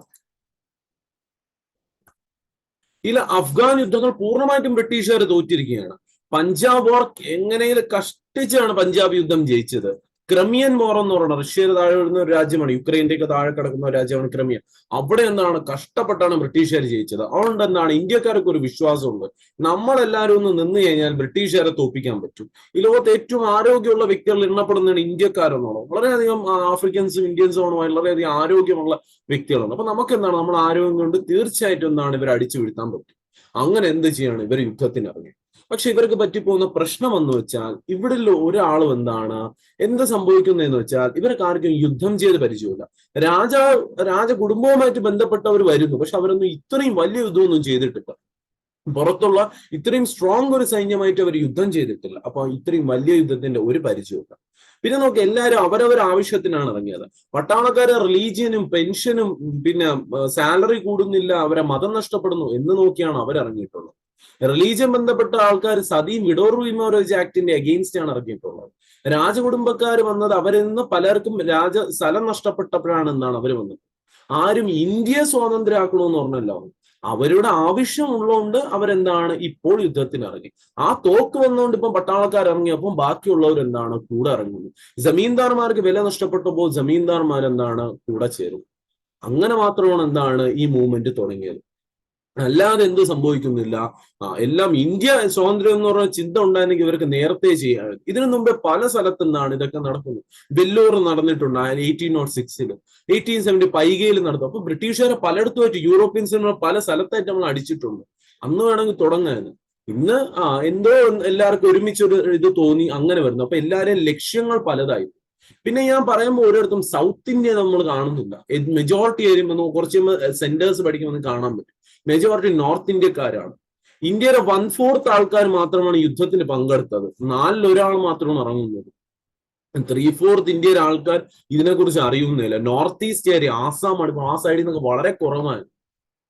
ഗുജറാത്ത് സൈഡിൽ നിന്ന് പിന്നെ ഉണ്ട്, എന്നാലും കുറച്ച് കുറവാണ് ആ സൈഡ്. ഈ രാജസ്ഥാൻ, ഗുജറാത്തിന്റെ മുകളിലെ രാജസ്ഥാൻ സൈഡ്, ജമ്മു കാശ്മീർ, അവിടെ നിന്നൊക്കെ എന്താണ് കുറവാണ്. സൗത്ത് കംപ്ലീറ്റ്ലി ഇല്ല. സൗത്ത് ഒന്നും സെക്ഷൻ ചെയ്ത് അറിഞ്ഞിട്ടില്ല. അങ്ങനെ ഇത് എന്ത് ചെയ്യുന്നു, ഒരു ഫ്ലോപ്പായി മാറുന്നു. ബ്രിട്ടീഷുകാർക്ക് കൺട്രോൾ ചെയ്യാം. അവർക്ക് ഒരുപാട് യുദ്ധം ചെയ്ത് പരിചയമുണ്ട്. അവരുടെ കയ്യിൽ എന്താണ് ആയുധങ്ങൾ കുറച്ചുകൂടി മികച്ച ആയുധങ്ങളാണ്. ഇന്ത്യക്കാർക്ക് വേണമെങ്കിൽ ഏത് ആയുധം എടുക്കാമായിരുന്നു, ഈ പറയുന്ന എൻഫീൽഡ് റൈഫിൾ എടുത്തുകൊണ്ട് പോവായിരുന്നു. പക്ഷെ അവർക്ക് ആ ബുള്ളറ്റ്സ് ഉപയോഗിക്കാൻ പറ്റുമോ? അവർ ആ ബുള്ളറ്റ് ഉപയോഗിച്ചില്ല. അവർ ഏത് തോക്ക് എടുത്തുകൊണ്ട് പോയി? നേരത്തെ ഇവിടെ ഉണ്ടായിരുന്ന തോക്ക്, അതെന്ന് പറയുന്നത് ഏതാണ്, ഈ ഗ്രീസ്ഡ് കാർട്രിഡ്ജസ് അല്ലാത്ത ഈ ബുള്ളറ്റ്സിന് കവറിങ് കൊടുക്കുന്ന കാർട്രിഡ്ജസ് എന്ന് പറയും. ഇപ്പൊ ഗ്രീസ്ഡ് ആയിട്ട് വന്നു വെച്ചാൽ പന്നിയുടെയും പശുവിന്റെ തോൽ ഉപയോഗിക്കാത്ത ഈ ബുള്ളറ്റ് ആണ് എന്ത് ചെയ്യുന്നത്, ഇവർ കൊണ്ടുപോയത്. അത് ലോഡ് ചെയ്യാൻ ഒരുപാട് സമയം എടുക്കും. നേരത്തെ വലിയൊരു ഗണ്ണിന്റെ ഫോട്ടോ അടിച്ചു, ആ ഗണ്ണാണ് ഇവർ ഉപയോഗിച്ചത്. അതിൽ പകുതി സമയം പോലും വേണ്ട പുതിയ എൻഫീൽഡ് റൈഫിൾ ഉപയോഗിക്കുക. പിന്നെ കൂടുതലും തോക്ക് ഇറക്കുന്ന പട്ടാളക്കാർ മാത്രമല്ല, സാധാരണക്കാരെല്ലാം എന്താണ് വാളും പരിചയം അതൊക്കെ ആയിട്ടാണ് യുദ്ധം ചെയ്തത്. അങ്ങനെ എന്താണ് തോറ്റുപോകുന്നത്. പിന്നെ വരുന്ന വിഷയം എന്ന് വെച്ചാൽ ജമീന്ദാർമാര് തിരിയണ കണ്ട് ബ്രിട്ടീഷുകാർ. അപ്പൊ അതൊക്കെ ജമീന്ദാർമാർക്ക് കുറച്ചുകൂടി എന്താണ് സ്ഥലം കൊടുത്ത് അവർക്ക് വീണ്ടും പവർ കൊടുത്തു. അപ്പൊ ജമീന്ദാർമാർക്ക് കിട്ടാനുള്ള അവകാശം എല്ലാം എന്താണ് കിട്ടിക്കഴിഞ്ഞു. അങ്ങനെ അവരെന്ത് ചെയ്തു, തിരിഞ്ഞു കളഞ്ഞു. ഇന്ത്യക്കാർക്കെതിരെ സപ്പോർട്ട് ചെയ്ത റെവല്യൂഷൻ നിൽക്കുന്ന ഇന്ത്യക്കാർ അഗെയിൻസ്റ്റ് തിരിഞ്ഞു കളഞ്ഞു. ഇവിടെ ഒരു എഡ്യൂക്കേറ്റഡ് ക്ലാസ് ഉണ്ടായിരുന്നു. ബ്രിട്ടീഷുകാർ സ്കൂളിൽ പോയി പഠിച്ച് കുറച്ച് ഇന്ത്യക്കാരുണ്ടായിരുന്നു. അവർ പറഞ്ഞു ഇന്ത്യൻസ് കാണിക്കുന്നത് തെറ്റാണ്. ബ്രിട്ടീഷേഴ്സ് ഇവിടെ വന്നിരിക്കും നമുക്ക് ഡെവലപ്മെന്റ് തരാനാണ്, അതിനാണ് ഇതിനാണ്, നമുക്ക് എഡ്യൂക്കേഷൻ തരാണെന്നൊക്കെ പറഞ്ഞു. പക്ഷെ ഈ പറയുന്ന എഡ്യൂക്കേറ്റഡ് ക്ലാസ് ഉണ്ട്, വിദ്യാഭ്യാസം നേടിയ ഇന്ത്യക്കാർ ആരെ സപ്പോർട്ട് ചെയ്തു? ഈ പറയുന്ന റവല്യൂഷൻ ആൾക്കാരെല്ലാം സപ്പോർട്ട് ചെയ്ത, ചെന്നിട്ട് ആരെന്ന് ബ്രിട്ടീഷേഴ്സിനെ സപ്പോർട്ട്. അവരൊക്കെ ഒരിക്കലും ഈ കൂട്ടത്തിൽ വന്നിട്ടില്ല. ഇത് കർഷകരും പട്ടാളക്കാരും സൈന്യത്തിലുള്ള ആൾക്കാർ മാത്രമാണ് യുദ്ധം ചെയ്തിട്ടുള്ളത്, രാജാവിന്റെ സൈന്യത്തിലോ. അല്ലാതെ ആരും യുദ്ധത്തിന് ഇറങ്ങിയിട്ടില്ല. എഡ്യൂക്കേറ്റഡ്, വിദ്യാഭ്യാസമുള്ള നമ്മളെ പോലേക്കുള്ള ഒരു കാറ്റഗറി ഉണ്ട്, അവർ ഈ സംഭവത്തിന് ഇറങ്ങിയിട്ടേ ഇല്ല. അവരിറങ്ങും, നമ്മൾ കുറച്ച് കഴിഞ്ഞ് പഠിക്കാം, അവരിറങ്ങേണ്ട ഒരു അവസ്ഥ വരും. അപ്പോഴാണ് അവർക്ക് മനസ്സിലാവുന്നത് അവർ അന്ന് കാണിച്ച തെറ്റാണ്. ആ ഒരു സെക്ഷൻ ഇറങ്ങിയിരുന്നെങ്കിൽ ഉറപ്പായിട്ട് 1857 നമുക്ക് എന്താണ് സ്വാതന്ത്ര്യം കിട്ടിപ്പോയത്. പക്ഷെ അവരിറങ്ങാതെ അവരൊക്കെ ഒരു അനുഭവം വരുമ്പോൾ അവരിറങ്ങും. അത് നമ്മൾ കുറച്ച് കഴിഞ്ഞ് പഠിക്കും. ഇതൊക്കെയായിരുന്നു കാരണങ്ങൾ. ഇങ്ങനെയാണ് യുദ്ധം നടന്നിട്ടുള്ള കംപ്ലീറ്റ് കഥ ഞാൻ പറഞ്ഞു. ഇനി നമുക്ക് ഓരോ പോയിന്റ്സ് ആയിട്ട് അങ്ങ് പഠിക്കാം, കംപ്ലീറ്റ് ചെയ്യാം ഒരു ചാപ്റ്റർ. ഈ ചാപ്റ്ററിൽ ഇത്രയേ ഉള്ളൂ, ഈ കഥ മാത്രമേ ഉള്ളൂ. ഇതിന്റെ ബേസിസ് വരുന്ന പോയിന്റ്സ് മാത്രമാണ് നമുക്ക് പഠിക്കേണ്ടത്. നോക്കാം ഇത് നടക്കുന്നത് എന്നാണ്. May 23 പ്ലാൻ ആയിരുന്നു, പക്ഷെ നടത്തേണ്ടി വരുന്ന May 10, 1857 നടത്തേണ്ടി വരും. എവിടെ വച്ചാണ് നടന്നത്? ബാക്കി എല്ലാ സ്ഥലവും സ്റ്റോപ്പ് ചെയ്ത് പോയപ്പോൾ മീരറ്റിന്റെ പട്ടാളക്കാർ എന്ത് ചെയ്തു? പ്ലാൻ ചെയ്ത് ബ്രിട്ടീഷുകാരെ കൊന്നു. അങ്ങനെ ഇവിടെ വെച്ച് ഡൽഹിക്ക് അപ്പുറമുള്ള ഒരു സ്ഥലമാണ് മീരറ്റ്. മീരറ്റ് വെച്ചിട്ടാണ് India's first war of independence 1857 പറയുകയാണ് ഫസ്റ്റ് വാർ ഓഫ് ഇൻഡിപെൻഡൻസ്. അങ്ങനെ ഫസ്റ്റ് വാർ ഓഫ് ഇൻഡിപെൻഡൻസ് എവിടെ വെച്ച് നടന്നതെന്ന് വെച്ചാൽ ദാറ്റ് വാസ് ഇൻ മീരറ്റ്. UP-യിലകത്ത് വരുന്ന ഒരു സ്ഥലമാണ് മീരറ്റ്. ഇതിനെ സിപ്പോയ് മിറ്റണി എന്ന് പലരും വിളിച്ചു. ഇത് പട്ടാളക്കാരും ഒരു അടി മാത്രമാണ്, എന്നാൽ അങ്ങനെയല്ല, ജനങ്ങളും രാജാക്കന്മാരും എല്ലാവരും ഇറങ്ങിയ ഒരു അടിയായിരുന്നു. പക്ഷെ പേരിട്ടത് സിപ്പോയ് മിറ്റണി എന്നാണ് വിളിക്കുന്നത്, ചിലവർ വിളിക്കുന്നത്, പല പേരും കൊണ്ടെല്ലാം പഠിക്കും. ഇതിന്റെ ഇമീഡിയറ്റ് കോസ് എന്തെന്ന് വെച്ചാൽ ദാറ്റ് വാസ് എൻഫീൽഡ് റൈഫിളിന്റെ ഉപയോഗമാണ് ഇമീഡിയറ്റ് കോസ്. മറ്റ് കോസസിൽ ഏറ്റവും ഇമ്പോർട്ടന്റ് ആയിട്ട് വരുന്ന വേറൊരു കോസാണ് ഡോക്ടറൈൻ ഓഫ് ലാപ്സ് എന്ന് പറയും. അടുത്ത് നമുക്ക് പഠിക്കാം ഡോക്ടറൈൻ ഓഫ് ലാപ്സ്. ഇനി ഇന്ത്യക്കാരനും പട്ടാളക്കാരും തമ്മിലുള്ള റേഷ്യോ 6:1 ആയിരുന്നു. എന്ന് പറയുമ്പോൾ ഒരു ബ്രിട്ടീഷുകാരനെ അടിക്കാൻ 6 ഇന്ത്യക്കാരനുണ്ടായിരുന്നു. ഒരു ബ്രിട്ടീഷുകാരനെ അടിക്കാൻ 6 ഇന്ത്യക്കാരനുണ്ടായിരുന്നു. എന്നിട്ട് പോലും ആര് ജയിച്ചു? ബ്രിട്ടീഷുകാരൻ ജയിച്ചു. അവന് പ്ലാനിങ് അറിയാം, അവന് യുദ്ധം ചെയ്യാൻ. ഇവിടെ ആളെണ്ണം മാത്രമേ ഉള്ളൂ യുദ്ധം ചെയ്യാൻ അറിഞ്ഞു. കൂട്ടം കണ്ടിട്ടില്ല, ഒരുപാട് മാനുകൾ നിൽക്കുകയായിരിക്കും. പക്ഷെ മാനിനെല്ലാം ആരെ പേടിയായിരിക്കും? ഒരു സിംഹം മാത്രമേ ഉണ്ടാവും, ആ സിംഹത്തിന് പേടിയായിരിക്കും. ബിക്കോസ് മാൻ ഇത്രയും ഒരു കൂട്ടത്തിൽ ആള് കൂടുതലായിരിക്കും. ഒരു 50 മാൻ നിന്നാലും 50 മാനിന് ആരെ പേടിയായിരിക്കും? ഒരൊറ്റ സിംഹത്തിന് പേടിയായിരിക്കും. ബിക്കോസ് സിംഹത്തിന് എന്താണ്? ആരോഗ്യം കൂടുതലുണ്ട്, പിടിക്കുക എന്താണ്, യുദ്ധം ചെയ്യാൻ അറിയാം, അടി കൂടാൻ അറിയാം. പക്ഷെ മാനിന് അത് അറിഞ്ഞൂടാ. അതുപോലെയാണ് ഇന്ത്യക്കാരുടെ അവസ്ഥയും സംഭവിച്ചത്. ആരോഗ്യം എല്ലാവരുടെ കയ്യിലും ഉണ്ട്, പക്ഷെ അത് എങ്ങനെ ഉപയോഗിക്കണമെന്ന് ഇന്ത്യക്കാർക്ക് അറിയാൻ പറ്റാതെയാണ് യുദ്ധം പോകുന്നത്. ഏറ്റവും കൂടുതൽ റവല്യൂഷൻ നടന്ന സ്ഥലം ഉത്തർപ്രദേശാണ്. ഇന്ത്യയിലെ ഏറ്റവും കൂടുതൽ രാജ്യസ്നേഹം കാണിക്കുന്ന കൂട്ടത്തിലുള്ള ആൾക്കാർ ഇന്ന് നോക്കിയാലും UP-യിലുള്ള ആൾക്കാർ തന്നെയാണ് ഏറ്റവും കൂടുതൽ രാജ്യസ്നേഹം കാണിക്കുന്ന ആൾക്കാർ. അന്നും അവര് തന്നെയാണ് ഏറ്റവും കൂടുതൽ റവല്യൂഷനിൽ ഇറങ്ങിയിട്ടുള്ള ഏറ്റവും കൂടുതൽ റിവോൾട്ട് സെന്റേഴ്സ് എവിടെയെന്ന് വെച്ചാൽ ദാറ്റ് ഈസ് ഇൻ UP, ഉത്തർപ്രദേശിൽ തന്നെയാണ് വരുന്നത്. ആ സമയം ഇന്ത്യ ഭരിക്കുന്ന ബ്രിട്ടീഷുകാർ, നമുക്ക് ബ്രിട്ടീഷിന്റെ കമ്പനിയാണ് അന്ന് ഇന്ത്യ ഭരിക്കുന്നത്. ശ്രദ്ധിച്ചോണം, ഇന്ത്യ ഭരിക്കുന്ന ബ്രിട്ടീഷ് റാണിയോ ബ്രിട്ടീഷ് രാജകുടുംബം ഒന്നുമല്ല. ഇവിടെ കച്ചവടക്കാരായിട്ട് വന്ന ഒരു കമ്പനി ഉണ്ടായിരുന്നു, രാജകുടുംബം ഇവിടെ കച്ചവടത്തിന് അയച്ച ഒരു കമ്പനിയായിരുന്നു ഈസ്റ്റ് ഇന്ത്യ കമ്പനി എന്ന് പറയും. ഈസ്റ്റ് ഇന്ത്യ കമ്പനി, ഇവരെ കുറിച്ച് ഡീറ്റെയിൽ ആയിട്ട് നമ്മൾ മെഡീവൽ ഇന്ത്യയിലാണ് പഠിക്കുന്നത്, അതുകൊണ്ടാണ് ഞാൻ പറയാത്തത്. ബ്രിട്ടീഷുകാർ എന്താണ് കച്ചവടത്തിന് അയച്ചുന്നവർ ഈ കമ്പനി പതുക്കെ പതുക്കെ ഇവിടെ ഭരിക്കാൻ തുടങ്ങും. ഇവരെ എന്താണ് ഒരു സൈന്യം കൊണ്ടുവന്ന് ഇവിടെ ഇരുന്നിട്ട് എന്താണ് ഇവരെ ഭരിച്ചു തുടങ്ങും. അങ്ങനെ കമ്പനി ഒരു ഹെഡായിട്ട് ഒരു വ്യക്തി കാണും, ആ വ്യക്തിയെ ഗവർണർ ജനറൽ എന്നുള്ളത്. അങ്ങനെ ഇന്ത്യക്കകത്ത് തന്നെ ഏറ്റവും വലിയ ബ്രിട്ടീഷ് ഉദ്യോഗസ്ഥൻ, the highest British official in India ആരെന്ന് വെച്ചാൽ അങ്ങനെ പഠിച്ചു വെച്ചാൽ മതി. അതിനാണ് ഗവർണർ ജനറൽ എന്ന്. ഡീറ്റെയിൽ ആയിട്ട് നമുക്ക് മിഡീവൽ ഇന്ത്യയിൽ, ഇനി ഞാൻ പറഞ്ഞത് ഒരുപാട് പറയാം, നമുക്ക് മിഡീവൽ ഇന്ത്യ പഠിക്കണം, അവിടെ നമുക്ക് പഠിക്കും. ഇത്ര മാത്രം നോക്കിയാൽ highest official of British in India ആരെന്ന് വെച്ചാൽ ഗവർണർ ജനറൽ. അന്നത്തെ വ്യക്തി, ഇതെല്ലാം ഒരു 5-6 വർഷം കഴിയുമ്പോൾ ഓരോ വ്യക്തികൾ മാറി മാറി വരും. അന്നത്തെ വ്യക്തി ആരെന്ന് വെച്ചാൽ ലോർഡ് കാനിങ്. കാനിങ് പ്രഭു, പേരിന് മുമ്പ് പ്രഭു അല്ലെങ്കിൽ ലോർഡ് എന്ന് ചേർക്കുക. അങ്ങനെ കാനിങ് എന്നൊരു വ്യക്തിയാണ് അന്ന് ഇവിടെ ഇന്ത്യ എന്താണ് ഭരിച്ചുകൊണ്ടിരിക്കുന്നത്. ഇനിയാണ് ഡോക്ടറൈൻ ഓഫ് ലാപ്സ് നിയമത്തിനെ കുറിച്ച് നമ്മൾ പഠിക്കുന്നത്. ഡോക്ടറൈൻ ഓഫ് ലാപ്സ്, ഈ നിയമത്തെ കുറിച്ച് പറയുകയാണെങ്കിൽ ഇത് കൊണ്ടുവന്നത് ആരെന്ന് വെച്ചാൽ ലോർഡ് ഡൽഹൌസി. നമ്മളിപ്പോ ഒരു ഭരണാധികാരിയെ കുറിച്ച് പഠിച്ചു, 1857 എന്ത് വരുന്നു? Lord Canning. എന്നാൽ ഈ ഡോക്ടറൈൻ ഓഫ് ലാപ്സ് കൊണ്ടുവരുന്നത് ലോർഡ് ഡൽഹൌസിയാണ് കൊണ്ടുവരുന്നത്. ഇദ്ദേഹം കൊണ്ടുവന്ന വർഷം ഏതെന്ന് വെച്ചാൽ 1848 ഈ നിയമം കൊണ്ടുവന്ന വർഷം 1848 ഈ നിയമം കൊണ്ടുവരുന്നത്. അങ്ങനെ ഒരു രാജാവിനോ റാണിക്കോ സ്വന്തമായിട്ട് ഒരു പുത്രനോ പുത്രിയോ ഇല്ലെങ്കിൽ ദത്തെടുക്കുന്ന പുത്രനോ പുത്രിക്കോ ഒരു അവകാശമില്ല, ബ്രിട്ടീഷുകാർക്ക് സ്വന്തം എന്നീ നിയമം കൊണ്ടുവരും. അങ്ങനെ ഇവർ ഈ നിയമപ്രകാരം ഇന്ത്യയിൽ ആദ്യമായിട്ട് ഒരു സ്ഥലം പിടിച്ചെടുക്കുന്ന ആ സ്ഥലത്തിന്റെ പേരാണ് സത്താര എന്ന് പറയുന്നത്. The first annexed state. ഇതേ വാക്കുകളും ചോദ്യമൊക്കെ വരുന്നത്. The first annexed state through doctrine of lapse by Britishers ഈ ഡോക്ട്രിൻ ഓഫ് ലാപ്സ് പ്രകാരം ആദ്യമായിട്ട് പിടിച്ചെടുത്ത സ്ഥലം ഏതെന്ന് വെച്ചാൽ സത്താര. ഏറ്റവും അവസാനമായിട്ട് അവർ പിടിച്ചെടുത്ത സ്ഥലമാണ് ഔദ് എന്ന് പറയും. ഔദ്, അവധല്ല, അവധ് വേറെയാണ്. ദിസ് ഈസ് ഔദ് എന്ന് പറയും, OUDH. Oath was the last place annexed through doctrine of lapse. ഈ നിയമം എടുത്തു കളഞ്ഞു. ബിക്കോസ് ഈ നിയമം വളരെ ഒരു പ്രശ്നമാണെന്ന് മനസ്സിലായി. That is last British parliament പാസ്സാക്കും ഈ നിയമം നിങ്ങൾ എത്രയും പെട്ടെന്ന് എടുത്ത് കളയണം, അത്രയും തെറ്റ് നിയമമാണ്, അത് കാരണമാണ് ഇത്രയും പ്രശ്നം. രാജകുടുംബം നമ്മൾ അഗേൻസ്റ്റ് തിരിഞ്ഞു. വേണമെങ്കിൽ രാജകുടുംബത്തിന് തിരിയായിരുന്നു വർഷങ്ങൾക്ക് മുമ്പ്, പക്ഷെ അവർ മിണ്ടാതിരുന്നു. ഈ നിയമം സഹിക്കാൻ വയ്യാതെയാണ് അവർ ആദ്യമായിട്ട് പട്ടാളക്കാരെ കൂടെ വന്ന് നമ്മൾ ആക്രമിച്ചത്. അതുകൊണ്ട് എന്ത് ചെയ്യുക, ഈ നിയമം എടുത്തു കളയാം. അങ്ങനെ 11 വർഷത്തിന് ശേഷം 1858 ഈ നിയമത്തിനെ എടുത്തു കളഞ്ഞു. 1859 ഈ നിയമത്തിന് എടുത്ത് കളഞ്ഞത് ആരെന്ന് വെച്ചാൽ ലോർഡ് ക്യാനിങ്. ലോർഡ് ഡൽഹൌസി ഒന്നും ഇല്ല 56ഓടെ ഡൽഹൌസി പോകും. ലോർഡ് ക്യാനിങ് ആണ് 56 തൊട്ട് 62 വരെ കാണും. അപ്പൊ ക്യാനിങ് ആണ് 1859 ഈ നിയമം എടുത്ത് കളയുന്നത്. ഇവര് പിടിച്ച മെയിൻ സ്ഥലങ്ങൾ നോക്കാം. ഝാൻസി എന്ന് കേൾക്കുമ്പോഴേ ഒരാളാണ് നമ്മളെ മനസ്സിൽ എപ്പോഴും വരുന്നത്, റാണി ലക്ഷ്മിബായി. അങ്ങനെ ഝാൻസി സ്ഥലം പോകുന്നു. സാംബൽപൂർ എന്ന് പറയുന്ന സ്ഥലം, നാഗ്പൂർ എന്ന് പറഞ്ഞ സ്ഥലം, ഇതെല്ലാം ഇവർ ഡോക്ട്രിൻ ഓഫ് ലാപ്സ് പ്രകാരം പിടിച്ചെടുത്ത ഓരോ സ്ഥലങ്ങളാണ്. നിയമത്തിനെ കുറിച്ച് പിടികിട്ടിയെന്ന് വിശ്വസിക്കുന്നു. എഴുതിയ എല്ലാ പോയിന്റ്സും ഇമ്പോർട്ടന്റ് ആണ്, എല്ലാം പരീക്ഷ വന്നിട്ടുണ്ട്. അവിടെ നോക്കാം, ഞാൻ പറഞ്ഞു അങ്ങനെ ബ്രിട്ടീഷർ ആദ്യമായിട്ട് ഒരു ബ്രിട്ടീഷുകാരനെ കൊന്ന വ്യക്തി ആരെന്ന് വെച്ചാൽ മംഗൽ പാണ്ഡെയാണ് കൊന്നിട്ടുള്ളത്. ഇന്ത്യയുടെ ആദ്യ രക്തസാക്ഷി, the first martyr of India ആരെന്ന് വെച്ചാൽ മംഗൽ പാണ്ഡെയാണ്. മംഗൽ പാണ്ഡെ ആരെയാണ് ചെന്ന് കൊന്നതെന്ന് വെച്ചാൽ ജെയിംസ് ഹെഫ്സൺ എന്ന് പറയുന്ന പട്ടാളക്കാരനാണ് കൊന്നത്. ഇയാളാണ് കള്ളം പറഞ്ഞത്, അതിലൊന്നും ഉപയോഗിച്ചിട്ടില്ല. മംഗൽ പാണ്ഡെ നേരെ ചെല്ലുന്നു ഈ ബ്രിട്ടീഷ് ഓഫീസറിനെ കൊല്ലും. എന്നിട്ട് ഓടിയൊന്നും പോയില്ല, അവിടെ തന്നെ നിന്നു. മംഗൽ പാണ്ഡെ ലാസ്റ്റിൽ എന്താണ് പിടിക്കുന്നു, പിടിച്ചിട്ട് എന്താണ് തൂക്കിലേറ്റു. അടുത്ത തൊട്ട് താഴെ വന്ന ബ്രിട്ടീഷ് ഒഫീഷ്യൽ ഉണ്ടായിരുന്നു ജോൺ ഹെർസെ എന്ന് പറയും. ജോൺ ഹെർസെ എന്ന് പറയുന്ന പട്ടാളക്കാരനാണ് എന്ത് ചെയ്യുന്നത്, മംഗൽ പാണ്ഡെ തൂക്കിലേറ്റാൻ ഉത്തരവ് കൊടുക്കും.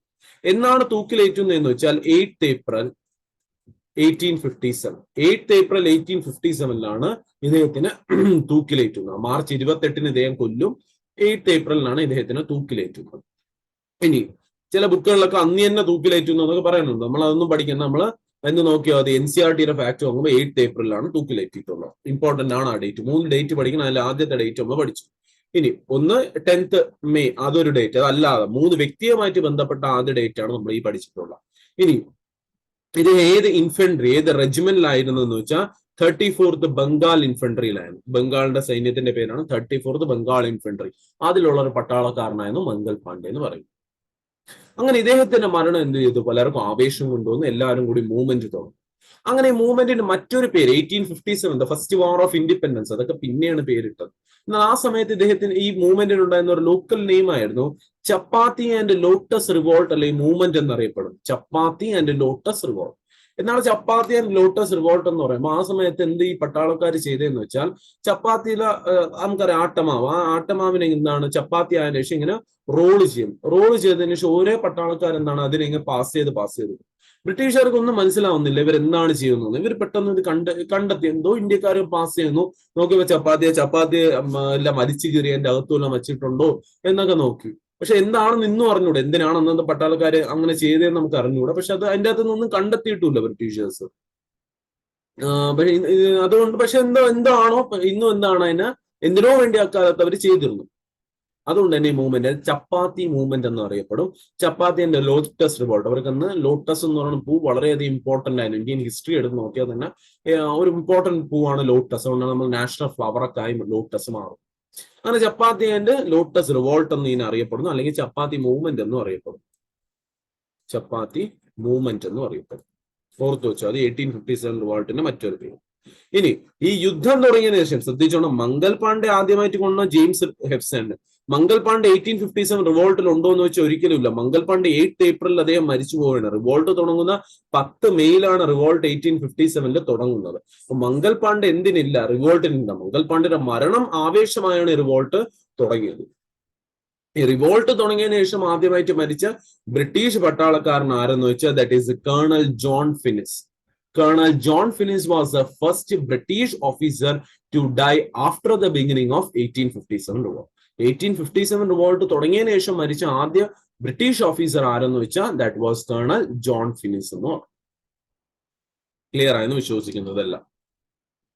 ഇനി വീണ്ടും പോയിന്റ് ചെയ്തിട്ടുണ്ട്. ഇന്ത്യയുടെ ആദ്യ രക്തസാക്ഷിയാണ്, ആദ്യ മാർട്ടിയർ ചോദിച്ചാൽ മംഗൽ പാണ്ഡെ. ആദ്യ വനിതാ മാർട്ടിയർ, ഫസ്റ്റ് ഫീമെയിൽ മാർട്ടിയർ ചോദിച്ചാൽ പ്രീതിലത വഡേകർ. പ്രീതിലത വഡേകർ എന്ന് പറയും. ഇവിടെ 1857 റിവോൾട്ടിലല്ല പ്രീതിലത വഡേകർ മരിക്കുന്നത്, പിന്നെ ഒരു കാലഘട്ടത്തിലാണ് മരിക്കുന്നത്. അത് നമുക്ക് അപ്പോൾ പഠിക്കാം. സൂര്യസെൻ എന്ന വ്യക്തി പഠിക്കുമ്പോൾ ആ സമയത്ത് വരുന്ന ഒരു കാലഘട്ടത്തിലുള്ള വ്യക്തിയാണ് പ്രീതിലത വഡേകർ. അല്ലാതെ 1857 റിവോൾട്ടിലല്ല. ഇതിൽ നിന്നൊരു 10-50 വർഷവും കഴിഞ്ഞിട്ടാണ്, 50 അല്ല അതിൽ കൂടുതൽ വർഷം കഴിഞ്ഞിട്ടാണ് പ്രീതിലത വഡേകർ മരിക്കുന്നത്. പക്ഷെ ആദ്യ രക്തസാക്ഷി ഇന്ത്യയിലെ ഈ പറയുന്ന പ്രീതിലത വഡേകർ. ഏറ്റവും യംഗസ്റ്റ് മാർട്ടിയർ ആരെന്ന് വെച്ചാൽ ഖുദിറാം ബോസ് ആണ്. ഖുദിറാം ബോസ് ഏറ്റവും പ്രായം കുറഞ്ഞ വെറും 16 വയസ്സുള്ള ഒരു പയ്യനായിരുന്നു. ആരെന്ന് പറയാം, ഖുദിറാം ബോസ് പട്ടാളത്തിലുള്ള ഒരു വ്യക്തിയായിരുന്നു. ഇദ്ദേഹമാണ് ഏറ്റവും പ്രായം കുറഞ്ഞ രക്തസാക്ഷി. ഇതിലും കുറവ് 12 വയസ്സിലുള്ള ഒരു പട്ടാളക്കാര് ഒരു ഇന്ത്യൻ പയ്യൻ രക്തസാക്ഷിയാണെന്നൊക്കെ പറഞ്ഞ് ഒരുപാട് വിവാദങ്ങളൊക്കെ കൊണ്ടുവന്നു. ഇദ്ദേഹത്തിനാക്കണേ 12 വയസ്സായിട്ടുള്ള പയ്യനെ ആക്കണമെന്ന് പറഞ്ഞു. ഒരു തോണി തുഴയുന്ന ഒരു ബോട്ട് തുഴയുന്ന ഒരു വ്യക്തിയായിരുന്നു അദ്ദേഹം. എന്ത് ചെയ്യും, കുറെ ഇന്ത്യക്കാര് ബ്രിട്ടീഷുകാരെ അടിച്ചിട്ട് ഓടി വരേക്കും. അപ്പൊ അവരെന്താണ് വഞ്ചിയിൽ അപ്പുറത്തോട്ട് കടത്തി കൊടുക്കും. ഉടനെ തന്നെ ബ്രിട്ടീഷുകാർ പറയാം നമ്മളെ അപ്പുറത്തോട്ട് ആക്കണമെന്ന്. അപ്പൊ ഈ പയ്യെ ആക്കി കൊടുക്കില്ല. അങ്ങനെ വരുമ്പോഴത്തേക്കും ഈ പയ്യനെ ഷൂട്ട് ചെയ്ത് കാണും. പക്ഷെ പിന്നെ എന്താണ്, എടുത്തിട്ടില്ല, അത് പോയി. ഇപ്പം ഖുദിറാം ബോസിനെ തന്നെയാണ് പറയുന്നത്. ഖുദിറാം ബോസ് തന്നെയാണ് ഇന്ത്യയുടെ ആദ്യത്തെ എന്താണ് രക്തസാക്ഷി. യംഗസ്റ്റ് രക്തസാക്ഷി, ഏറ്റവും പ്രായം കുറഞ്ഞ 12 വയസ്സായിട്ടുള്ള പയ്യനെ ആക്കാം. പക്ഷെ ഇതുവരെ ആക്കിയിട്ടില്ല. എന്തെങ്കിലും ആക്കുകയാണെങ്കിൽ നമുക്ക് പഠിക്കാം. റീസെന്റ് ആയിട്ടാണ് വീണ്ടും കൺഫേം ചെയ്തത് ഖുദിറാം ബോസ് തന്നെയാണ്. ബിക്കോസ് ഒരു റെവല്യൂഷനിൽ വന്ന് മരിച്ചത് ഖുദിറാം ബോസ് തന്നെയാണ്. അതൊരു ഇൻസിഡന്റ് മാത്രമായിട്ട് മാറ്റി. ഇനി ആദ്യ മുസ്ലിം മാർട്ടിയർ ചോദിച്ച അഷ്വഖുള്ള ഖാൻ എന്നത്. First Muslim martyr. ഇദ്ദേഹമാണ് ആദ്യത്തെ മുസ്ലിം മതത്തിലെ മാർട്ടിയർ എന്ന് പറയുന്നത്. ഇദ്ദേഹത്തിന്റെ പേര് നരേന്ദ്രമോദി ഇടയ്ക്ക് ഒരു സുവോളജിക്കൽ പാർക്കൊക്കെ ഗോരഖ്പൂരിലൊക്കെ ഇനോഗ്രേറ്റ് ചെയ്തത്. കുറച്ച് നമുക്കത് പഠിക്കാം. അങ്ങനെ ഇദ്ദേഹത്തിന് വീണ്ടും എന്താണ് ഇന്ത്യൻ ജനത ഓർക്കാൻ അവസരം വന്നു. അഷ്വഖുള്ള ഖാൻ വളരെ ഇമ്പോർട്ടന്റ് ആയിട്ടുള്ള വ്യക്തിയാണ് ഇന്ത്യൻ റവല്യൂഷനിൽ. മംഗൽ പാണ്ഡെ വീണ്ടും തൂക്കിലേറ്റിയ ഡേറ്റ് ആണ് വീണ്ടും എഴുതിയിട്ടുള്ളത്. ഇനി നമ്മൾ പഠിക്കുന്നത് ഈ സ്ഥലം എന്ന് വെച്ചാൽ മംഗൽ പാണ്ഡെ തുടങ്ങി വെച്ചതിന് ശേഷം മെയ് 10 തുടങ്ങിയപ്പോൾ പലയിടത്തുനിന്ന് അടി നടന്നെന്ന് ഞാൻ പറഞ്ഞു. ആ നടന്ന സ്ഥലങ്ങളിലെ ഇമ്പോർട്ടന്റ് വ്യക്തിയാണ്, ഏറ്റവും ഇമ്പോർട്ടന്റ് ആയിട്ട് വരുന്ന കുറച്ച് പേരെ കുറിച്ച്. ഒരുപാട് പേരുണ്ടെങ്കിൽ പരീക്ഷ പോയിന്റ് ഓഫ് വ്യൂ കുറച്ച് വ്യക്തികൾ, ഒരു 10-12ഓളം പേരെ നമ്മൾ പഠിക്കണം. അവരെ കുറിച്ചാണ് നമ്മൾ പഠിക്കാൻ പോകുന്നത്. അതിൽ ആദ്യം പഠിക്കുന്ന വ്യക്തിയാണ് നാനാ സാഹിബ്. ഈ മൂവ്മെന്റിന്റെ മാസ്റ്റർ ബ്രെയിൻ എന്നൊക്കെ അറിയപ്പെടുന്ന വ്യക്തിയാണ് ആരെന്ന് പറയാൻ, നാനാ സാഹിബ് എന്ന്. നാനാ സാഹിബിന്റെ ഒറിജിനൽ പേരെന്ന് വെച്ചാൽ ദോണ്ടു പന്ത്. ഇദ്ദേഹം പേഷ്വ ബാജിറാവിന്റെ ദത്തുപുത്രനാണ്. പേഷ്വ ബാജിറാവ് രണ്ടാമന്റെ ദത്തുപുത്രനാണ്. ഈ പേഷ്വ ബാജിറാവിന് സ്വന്തമായിട്ട് മകനില്ലാത്തതുകൊണ്ട് ഏറ്റെടുത്തു. അപ്പൊ ഇദ്ദേഹത്തിന് എന്ത് ചെയ്തു, സ്ഥലം നഷ്ടപ്പെടൂലേ ഡോക്ടർ ഓഫ് ലാബ്സ് പ്രകാരം. അങ്ങനെ നാനാ സാഹിബിന് സ്ഥലം നഷ്ടപ്പെട്ടു. അദ്ദേഹം അങ്ങനെ ആ ദേഷ്യത്തിൽ അവിടെ ഇരിക്കുകയാണ്. ഇപ്പോഴാണ് ഇവിടെ ഒരു സൈഡ് റവല്യൂഷൻ തുടങ്ങുന്നത്. ഉടനെ നാനാ സാഹിബ് മാസ്റ്റർ മൈൻഡ് ഒരുപാട് പ്ലാൻ പലർക്കും പറഞ്ഞു കൊടുത്ത് പല സ്ഥലത്തിൽ നിന്നാണ് ഈ റവല്യൂഷൻ സ്റ്റാർട്ട് ചെയ്യുന്നത്. ലാസ്റ്റിൽ ഇദ്ദേഹത്തിന് പിടിയെല്ലാം കൂടിയിട്ട് എന്താണ് ഇദ്ദേഹത്തിന് നാട് കടത്തിക്കണം. ഇദ്ദേഹം എവിടെ നിന്നാണ് യുദ്ധം ചെയ്യുന്നത് വെച്ചാൽ കാൺപൂരിൽ നിന്നാണ് ഇദ്ദേഹം യുദ്ധം ചെയ്തത്. ഇദ്ദേഹം യുദ്ധം ചെയ്തത് കാൺപൂർ എന്ന് പറയുന്ന സ്ഥലത്ത് നിന്നാണ് യുദ്ധം ചെയ്തത്. ലാസ്റ്റ് യുപിക്കകത്ത് വരുന്ന സ്ഥലമാണ് കാൺപൂർ. ലാസ്റ്റ് ഇദ്ദേഹത്തിന് പിടികൂടിയിട്ട് ഇദ്ദേഹം നേപ്പാളിലോട്ട് നാട് കടന്ന് പോയിട്ടുണ്ട്. പിന്നെ നാനാ സാഹിബിനെ കുറിച്ച് കേട്ടിട്ടേ ഇല്ല. മരണോ പിന്നെ ജീവിച്ചത് എങ്ങനെയാണോ ആർക്കും ഒന്നും അറിഞ്ഞു. ഇനി രണ്ടാമത്തെ അദ്ദേഹത്തിന്റെ കൂടെ നിന്ന് കാൺപൂരിൽ നിന്ന് യുദ്ധം ചെയ്തുകൊണ്ടിരുന്ന വ്യക്തിയാണ് താന്ത്യ തോപ്പെ എന്ന് പറയുന്നത്. താന്ത്യ തോപ്പെ അദ്ദേഹത്തിന്റെ ഒറിജിനൽ നെയിമാണ് രാമചന്ദ്ര പാണ്ഡുരംഗ. രണ്ട് പരീക്ഷയ്ക്ക് ഇമ്പോർട്ടന്റ് ആണ്. നാനാ സാഹിബിന്റെ ഒറിജിനൽ നെയിം ദോണ്ടു പന്ത്. താന്ത്യ തോപ്പയുടെ ഒറിജിനൽ നെയിം രാമചന്ദ്ര പാണ്ഡുരംഗ എന്നറിയപ്പെടും അദ്ദേഹത്തിന്റെ ഒറിജിനൽ നെയിം. നാനാ സാഹിബിന്റെ കൂടെ ഒരുപാട് ദിവസം നിന്ന് യുദ്ധം ചെയ്തു. ലാസ്റ്റിൽ നാനാ സാഹിബ് നാട് കടന്നു പോകും. താന്ത്യ തോപ്പ് എന്താണ് കാൺപൂരിൽ നിന്ന് ഓടി ഗ്വാളിയാറിലെത്തും. ഗ്വാളിയാറിൽ ആര് എന്ന് യുദ്ധം ചെയ്യുന്നു, ഝാൻസി റാണി എന്ന് യുദ്ധം ചെയ്യുന്നു. ഝാൻസി റാണിയുടെ ഒരുപാട് കാലം യുദ്ധം ചെയ്യും. ലാസ്റ്റ് ഝാൻസി റാണി മരിച്ചതിന് ശേഷം താന്ത്യ തോപ്പെ കാടുകളിൽ കയറിക്കണം.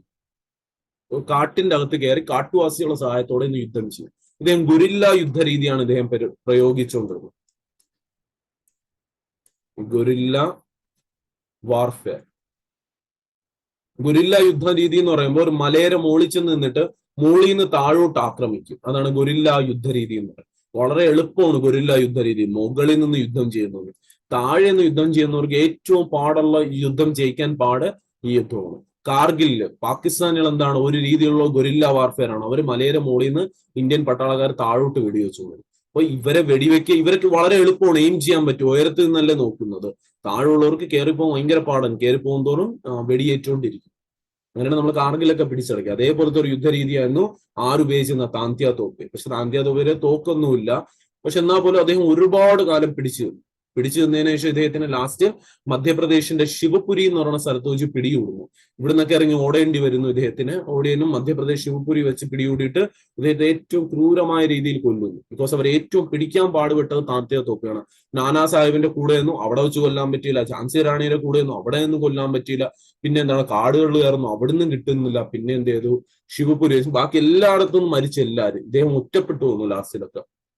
ലാസ്റ്റ് ഇദ്ദേഹത്തിന് തൂക്കിലേറ്റുന്നു. അത് കുറെ ദിവസം ബോഡിയൊക്കെ അവിടെ തന്നെ തൂക്കിലേറ്റി ഇട്ടിരുന്നു. അത് കാണിക്കാൻ വേണ്ടി ഇന്ത്യക്കാരുടെ ഉള്ളിൽ ആ പേടി എന്നും ഉണ്ടാവാൻ വേണ്ടിയിട്ടാണ് അങ്ങനെ ചെയ്തിട്ടുണ്ടായിരുന്നത്. ഇദ്ദേഹത്തിന് പിടികൂടുന്ന കോളിൻ ക്യാമ്പൽ എന്ന് പറയുന്ന പട്ടാളക്കാരനാണ് ഇദ്ദേഹത്തിന് പിടികൂടുന്നത്. ലാസ്റ്റ് വളരെ പാടുപെട്ടാണ് താന്ത്യ തോപ്പി കിട്ടുന്നത്. അതുകൊണ്ട് തന്നെ താന്ത്യ തോപ്പിയുടെ മെമ്മോറിയൽ, അദ്ദേഹത്തിന്റെ പ്രതിമയെല്ലാം സൂക്ഷിച്ചുകൊണ്ടുണ്ട് ശിവപുരി മെമ്മോറിയൽ എന്ന്. ഒരുപാട് കാടെല്ലാം പിടിച്ചൊരു വൃത്തിയില്ലാതെ കിടക്കുകയാണ്. നമുക്ക് ഇന്ത്യൻ ഗവൺമെന്റൊക്കെ ഇന്ത്യക്ക് വേണ്ടി ഫ്രീഡം ഫൈറ്റ് ചെയ്ത ഒരു വ്യക്തിക്ക് വേണ്ടി കാണിക്കുന്നതാണ്. ലാസ്റ്റ് ഒരു 2 വർഷം ആയുള്ള ഗവൺമെന്റ് എന്ത് ചെയ്തു, എല്ലാം ക്ലീൻ ചെയ്തു. ഇപ്പം വളരെ നല്ല രീതിയിൽ സൂക്ഷിക്കുന്നുണ്ട് താന്ത്യ തോപ്പിയുടെ മെമ്മോറിയൽ. എവിടെയെന്ന് വെച്ചാൽ അദ്ദേഹത്തിന് തൂക്കിലേറ്റിയ ആ സ്ഥലം തന്നെയാണ്, ശിവപുരി തന്നെയാണ് അദ്ദേഹത്തിന്റെ മെമ്മോറിയൽ വരുന്നത്. അത് ഓർത്തു വെച്ചോണം. Tantia Tope memorial is at Shivpuri എന്ന് പറയുന്ന സ്ഥലം. It is a place in മധ്യപ്രദേശിന്റെ അകത്ത് പറയുന്ന സ്ഥലം. ഇനി ഏറ്റവും ഈ ചെയ്യുന്ന എല്ലാ റിവോൾട്ടും പട്ടാളക്കാരും പല റിവോൾട്ട്സും നടന്നതിനെക്കാട്ടിയും ഏറ്റവും നല്ല രീതിയിൽ യുദ്ധം ചെയ്ത് ഏറ്റവും ബ്രൈറ്റസ്റ്റ് ആയിട്ട് യുദ്ധം ചെയ്ത് ഏറ്റവും ബ്രേവറി ധൈര്യം കാണിച്ച വ്യക്തിയാണ് റാണി ലക്ഷ്മിബായ്, അല്ലെങ്കിൽ ഝാൻസിക്ക് റാണി എന്ന് പറയും. ഒറിജിനൽ പേര് മണികർണിക എന്നൊക്കെയാണ്. നമുക്ക് പഠിക്കാം. ജനറൽ ഹ്യൂ ഗ്രോസ് ആണ് കൊന്നുകളയുന്നത്. ഹുഗ്രോസിന്റെ കയ്യിൽ നിന്ന് വെടിയേറ്റ് മരിക്കുന്നു. അതും ബാക്കിൽ നിന്നാണ് വെടിവെച്ചത്. ഫ്രണ്ടിൽ നിന്ന് പോലും വെടിവെച്ചിട്ടില്ല, ബാക്കിൽ നിന്നാണ് മരിക്കുന്നത്. നമുക്ക് ഝാൻസി റാണിയെ കുറിച്ച് ഡീറ്റെയിൽ ആയിട്ട് പഠിക്കണം. ഒപ്പം പഠിക്കാം, കഥ പിന്നെ പറഞ്ഞുതരാം. ഇപ്പം ഇത്രമാത്രം തീർച്ചയ്ക്ക ഝാൻസി റാണി മറ്റൊരു വ്യക്തിയാണ്. ഇവിടെ വേണമെങ്കിൽ ഇവിടെ തന്നെ എഴുതിക്കോളൂ, നിങ്ങൾ നോട്ട് ചെയ്തോളാം. കാൺപൂർ വെച്ച് നാനാ സാഹിബ്. താന്ത്യ തോപ്പെ നമുക്ക് കാൺപൂർ എന്ന് എഴുതാം. ഗ്വാളിയർ എന്നാണെങ്കിൽ ഗ്വാളിയർ എന്ന് എഴുതാം. ഗ്വാളിയർ എന്ന് പഠിച്ചോളാം. ഗ്വാളിയർ താന്ത്യ തോപ്പ്. റാണി ലക്ഷ്മിബായ് അറിയാം, ഝാൻസി എന്ന് പറയുന്ന സ്ഥലം. പിന്നെ ഇവര് പതുക്കെ ഝാൻസി നീങ്ങി രണ്ടുപേരും ഗ്വാളിയറിൽ വന്നിരുന്നാണ് യുദ്ധം ചെയ്യും. ഇനി ബീഹാർ അല്ലെങ്കിൽ ജഗദീഷ്പൂർ എന്ന് വയ്ക്കും. ബീഹാർ അല്ലെങ്കിൽ ജഗദീഷ്പൂരിൽ നിന്ന് കൻവർ സിംഗ് എന്ന് പറയും. കൻവർ സിംഗ് വളരെ സ്ട്രോങ് ആയിട്ട് യുദ്ധം ചെയ്ത ഒരു വ്യക്തിയാണ് കൻവർ സിംഗ് എന്ന് പറയുന്നത്. ബീഹാർ നിന്ന് യുദ്ധം ചെയ്തത്. കാൺപൂർ വീണ്ടും ഇവിടെ എഴുതിയിട്ടുണ്ട്. ചിലപ്പോഴൊക്കെ ഞാൻ പറഞ്ഞില്ല, കാൺപൂർ താന്ത്യ തോപ്പേന്തര് നാനാ സാഹിബ്. അലഹബാദിൽ നിന്ന് ലിക്കത്ത് അലി ഖാൻ. അലഹബാദിൽ വെച്ച് ലിക്കത്ത് അലി ഖാൻ. അങ്ങനെ കണ്ട് ചോദിച്ചിട്ടില്ലേ കൂട്ടത്തിൽ നിന്ന്? ഒരുപാട് കുറവ് ചോദിച്ചാണ്, പക്ഷെ പഠിച്ചു വയ്ക്കുക. അപ്പൊ വേണം എടുത്ത് ചോദിക്കാം. ഡൽഹി ഞാൻ പറഞ്ഞു, ബഹദൂർ ഷാ സെക്കൻഡിനെ ഫ്രണ്ടിൽ നിർത്തി ആര് യുദ്ധം ചെയ്തു? ജനറൽ ഭക്ത് ഖാൻ യുദ്ധം ചെയ്തു. ആസാം, ആ നോർത്ത് ഈസ്റ്റിൽ നിന്ന് ഒറ്റ സ്ഥലം മാത്രമേ ഉള്ളൂ ആസാം. That is Maniram Dutta. മണിറാം ദത്തയാണ് ആസാമിൽ നിന്ന് വന്നത്. ആരെന്ന് വെച്ചാൽ മണിറാം ദത്ത. ഇനി നോക്ക, ലക്നൗ എന്ന് തരും, ചിലപ്പോ അയോധ്യ എന്ന് തരും, ആഗ്ര എന്ന് തരും, ഔദ് എന്ന് തരും. That was Begum Hazrat Mahal. ഈ 4 സ്ഥലങ്ങളിൽ നിന്ന് ഏത് സ്ഥലം തന്നാലും ബേഗം ഹസ്രത് മഹലാണ്. ഇതിൽ ഏറ്റവും ഇമ്പോർട്ടന്റ് സ്ഥലം ലക്നൗ തന്നെയാണ് വരുന്നത്. ലക്നൗ നിന്ന് യുദ്ധം ചെയ്ത ആരെന്ന് വെച്ചാൽ ബേഗം ഹസ്രത് മഹൽ എന്ന് പറയും. വാജദ് അലി ഷായും Begum Hazrat Mahal husband and wife ആയിരിക്കും. ഇവരൊരു കുട്ടിയെ ദത്തെടുക്കും. ആ ദത്തെടുക്കുന്ന കുട്ടിക്ക് എന്താണ് ഒരു അവകാശം ഉണ്ടാവുന്നത്. ഇത് ചോദിക്കാൻ പോകുന്ന വാജിദ് അലി ഖാൻ എന്താണ് മരണപ്പെട്ടു പോകുന്നു. അതിന്റെ ഇതിൽ എന്താണ് ബേഗം ഹസ്രത് മഹലും മകനും കൂടി യുദ്ധത്തിനിറങ്ങും. മകനും മരിച്ചു വന്നു. ലാസ്റ്റ് ബേഗം ഹസ്രത് മഹൽ നേപ്പാളിലോട്ട് നാട് വിട്ടുപോവുകയാണ് ചെയ്യുന്നത്. വിട്ടുപോയതിനു ശേഷം വേഷം മാറി അവിടെ ജീവിക്കും ബേഗം ഹസ്രത് മഹലൊക്കെ. എല്ലാവർക്കും ഒന്ന് ഓടി രക്ഷപ്പെടാൻ പറ്റുന്ന നേപ്പാളിലോട്ട് ചെന്ന് രക്ഷപ്പെടുകയാണ് ചെയ്യുന്നത്. നാനാ സാഹിബ് രക്ഷപ്പെട്ടു. പിന്നെ ബേഗം ഹസ്രത് മഹലിനെ കുറിച്ച് നമ്മൾ ഒന്നും കേട്ടിട്ടില്ല. എന്നാൽ ധീരയായ ഒരു വനിതയായിരുന്നു. നോക്കാം, ലക്നൗ ചോദിക്കും. അന്ന് ലക്നൌവിന്റെ അകത്ത് വരുന്ന സ്ഥലങ്ങളാണ് അയോധ്യ, ആഗ്ര, ഔദ് ഒക്കെ. അതുകൊണ്ട് ഇത് ഏത് ചോദിച്ചാലും ബേഗം ഹസ്രത് മഹൽ തന്നെ. ഇനിയാണ് മറ്റൊരു വ്യക്തി എന്ന് പറയുന്നത് ഷാ മഹൽ എന്ന് പറയും. വ്യക്തിയുടെ പേരെന്തെന്ന് വെച്ചാൽ ഷാ മഹൽ എന്ന് പറയും. ഒരു ബുക്കിലും നിങ്ങൾ ഈ പേര് കാണുള്ളൂ. ഇത് ഞാൻ ജസ്റ്റ് എഴുതിയിട്ടിരിക്കുന്നത് നമ്മൾ അറിയണം. ഇങ്ങനത്തെ വ്യക്തികളെ കുറിച്ച് ആസ് എൻ ഇന്ത്യൻ നമ്മൾ അറിഞ്ഞു പോകണം. ഒരു ബുക്കിൽ ഈ പേരില്ല. ഈ ഷാ മഹൽ എന്ന് പറയണ ബഹഘട്ട് എന്ന് പറയുന്ന സ്ഥലം ഉണ്ടായിരുന്നു. UP-ക്കകത്ത് വരുന്ന സ്ഥലമാണ് ഭഗട്ട് എന്ന് പറയും. ഭഗട്ട് എന്ന് പറയുന്ന സ്ഥലമുണ്ട്. ഭഗത്തല്ല, ഭഗട്ട് എന്ന് പറയും. ഭഗട്ട് എന്ന് പറഞ്ഞാൽ UP-ക്കകത്ത് വരുന്ന സ്ഥലമാണ്.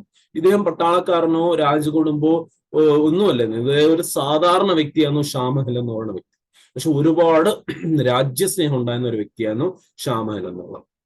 ഇദ്ദേഹം എന്ത് ചെയ്തെന്ന് വെച്ചാൽ ആദ്യം ഇദ്ദേഹം ഇറങ്ങുന്നു, ബ്രിട്ടീഷ് ഇങ്ങനെയൊക്കെ ഇവരെല്ലാം പട്ടാളക്കാരും രാജകുടുംബക്കാരൊക്കെ ഇറങ്ങണം, നമ്മളും പോകണം, സാധാരണക്കാരും ഗ്രൂപ്പായിട്ട് ഇറങ്ങണം. അങ്ങനെ ഒരു കുറച്ച് ആൾക്കാരുമായിട്ട് ഇദ്ദേഹം പോകുന്നു. കൂടെ ഉള്ളവർ തന്നെ വിശ്വസിച്ചു ഇദ്ദേഹത്തിന് ഒരിക്കലും ഒരു സൈന്യം ഒന്നും കിട്ടാൻ പോകുന്നില്ല, നമ്മൾ കുറച്ച് കൂട്ടുകാർ മാത്രം ഉണ്ടായിട്ട് കാര്യമുണ്ട്, നമുക്ക് ഒറ്റയ്ക്കൊന്നും യുദ്ധം ചെയ്യാൻ പറ്റൂല. അങ്ങനെ പകൽ സമയത്ത് എന്താണ് പോകാൻ പറ്റും, ബിക്കോസ് ബ്രിട്ടീഷുകാർ കണ്ടെത്തിയ ഇദ്ദേഹത്തിനെ കൊന്നുകളാം. അതുകൊണ്ട് ഇദ്ദേഹം രാത്രി ചെല്ലുന്നു, ഓരോ വീടുകളിൽ ചെന്നിട്ട് എന്താണ് അവരോട് സംസാരിച്ച് അവരെന്താണ് കൂട്ടത്തിൽ ചേർക്കുന്നത്. അങ്ങനെ ഇദ്ദേഹത്തിന്റെ സൈന്യം വൺ ഓഫ് ദ ലാർജസ്റ്റ് സൈന്യമായിട്ട് മാറും. 40,000 പേരടങ്ങിയ സൈന്യം ഇദ്ദേഹത്തിന് എന്താണ് കിട്ടുന്നു. ഓക്കെ, 40,000 പേരടങ്ങിയ സൈന്യം ഇദ്ദേഹത്തിന് കിട്ടുന്നു. ഇദ്ദേഹം നേരെ ആ സൈന്യം വെച്ചിട്ട് ആക്രമിക്കുന്നു. അവിടുത്തെ ഇറിഗേഷൻ ഡിപ്പാർട്ട്മെന്റ് ഉണ്ടായിരിക്കും, നദി ഉണ്ടായിരിക്കും. നദിയുടെ അടുത്ത് എന്താണ് അവർക്ക് ഒരു ഇറിഗേഷൻ ഡിപ്പാർട്ട്മെന്റ് ഉണ്ടായിരിക്കും ബ്രിട്ടീഷുകാർക്ക്. വെള്ളത്തിന്റെ കാര്യമൊക്കെ നോക്കുന്നു. ആ ഇറിഗേഷൻ ഡിപ്പാർട്ട്മെന്റ് ഇവർ ആക്രമിച്ചിട്ട് ആ ഡിപ്പാർട്ട്മെന്റ് ഇറിഗേഷൻ ഡിപ്പാർട്ട്മെന്റ് പേര് മാറ്റിയിട്ട് ലോ ഓഫ് ജസ്റ്റിസ് എന്നാക്കുന്നു. Hall of law of justice, അല്ലെങ്കിൽ ഇങ്ങനെയാണ് hall of justice. Hall of law of justice അല്ല, ഹോൾ ഓഫ് ജസ്റ്റിസ് എന്ന പേരാക്കുന്നു.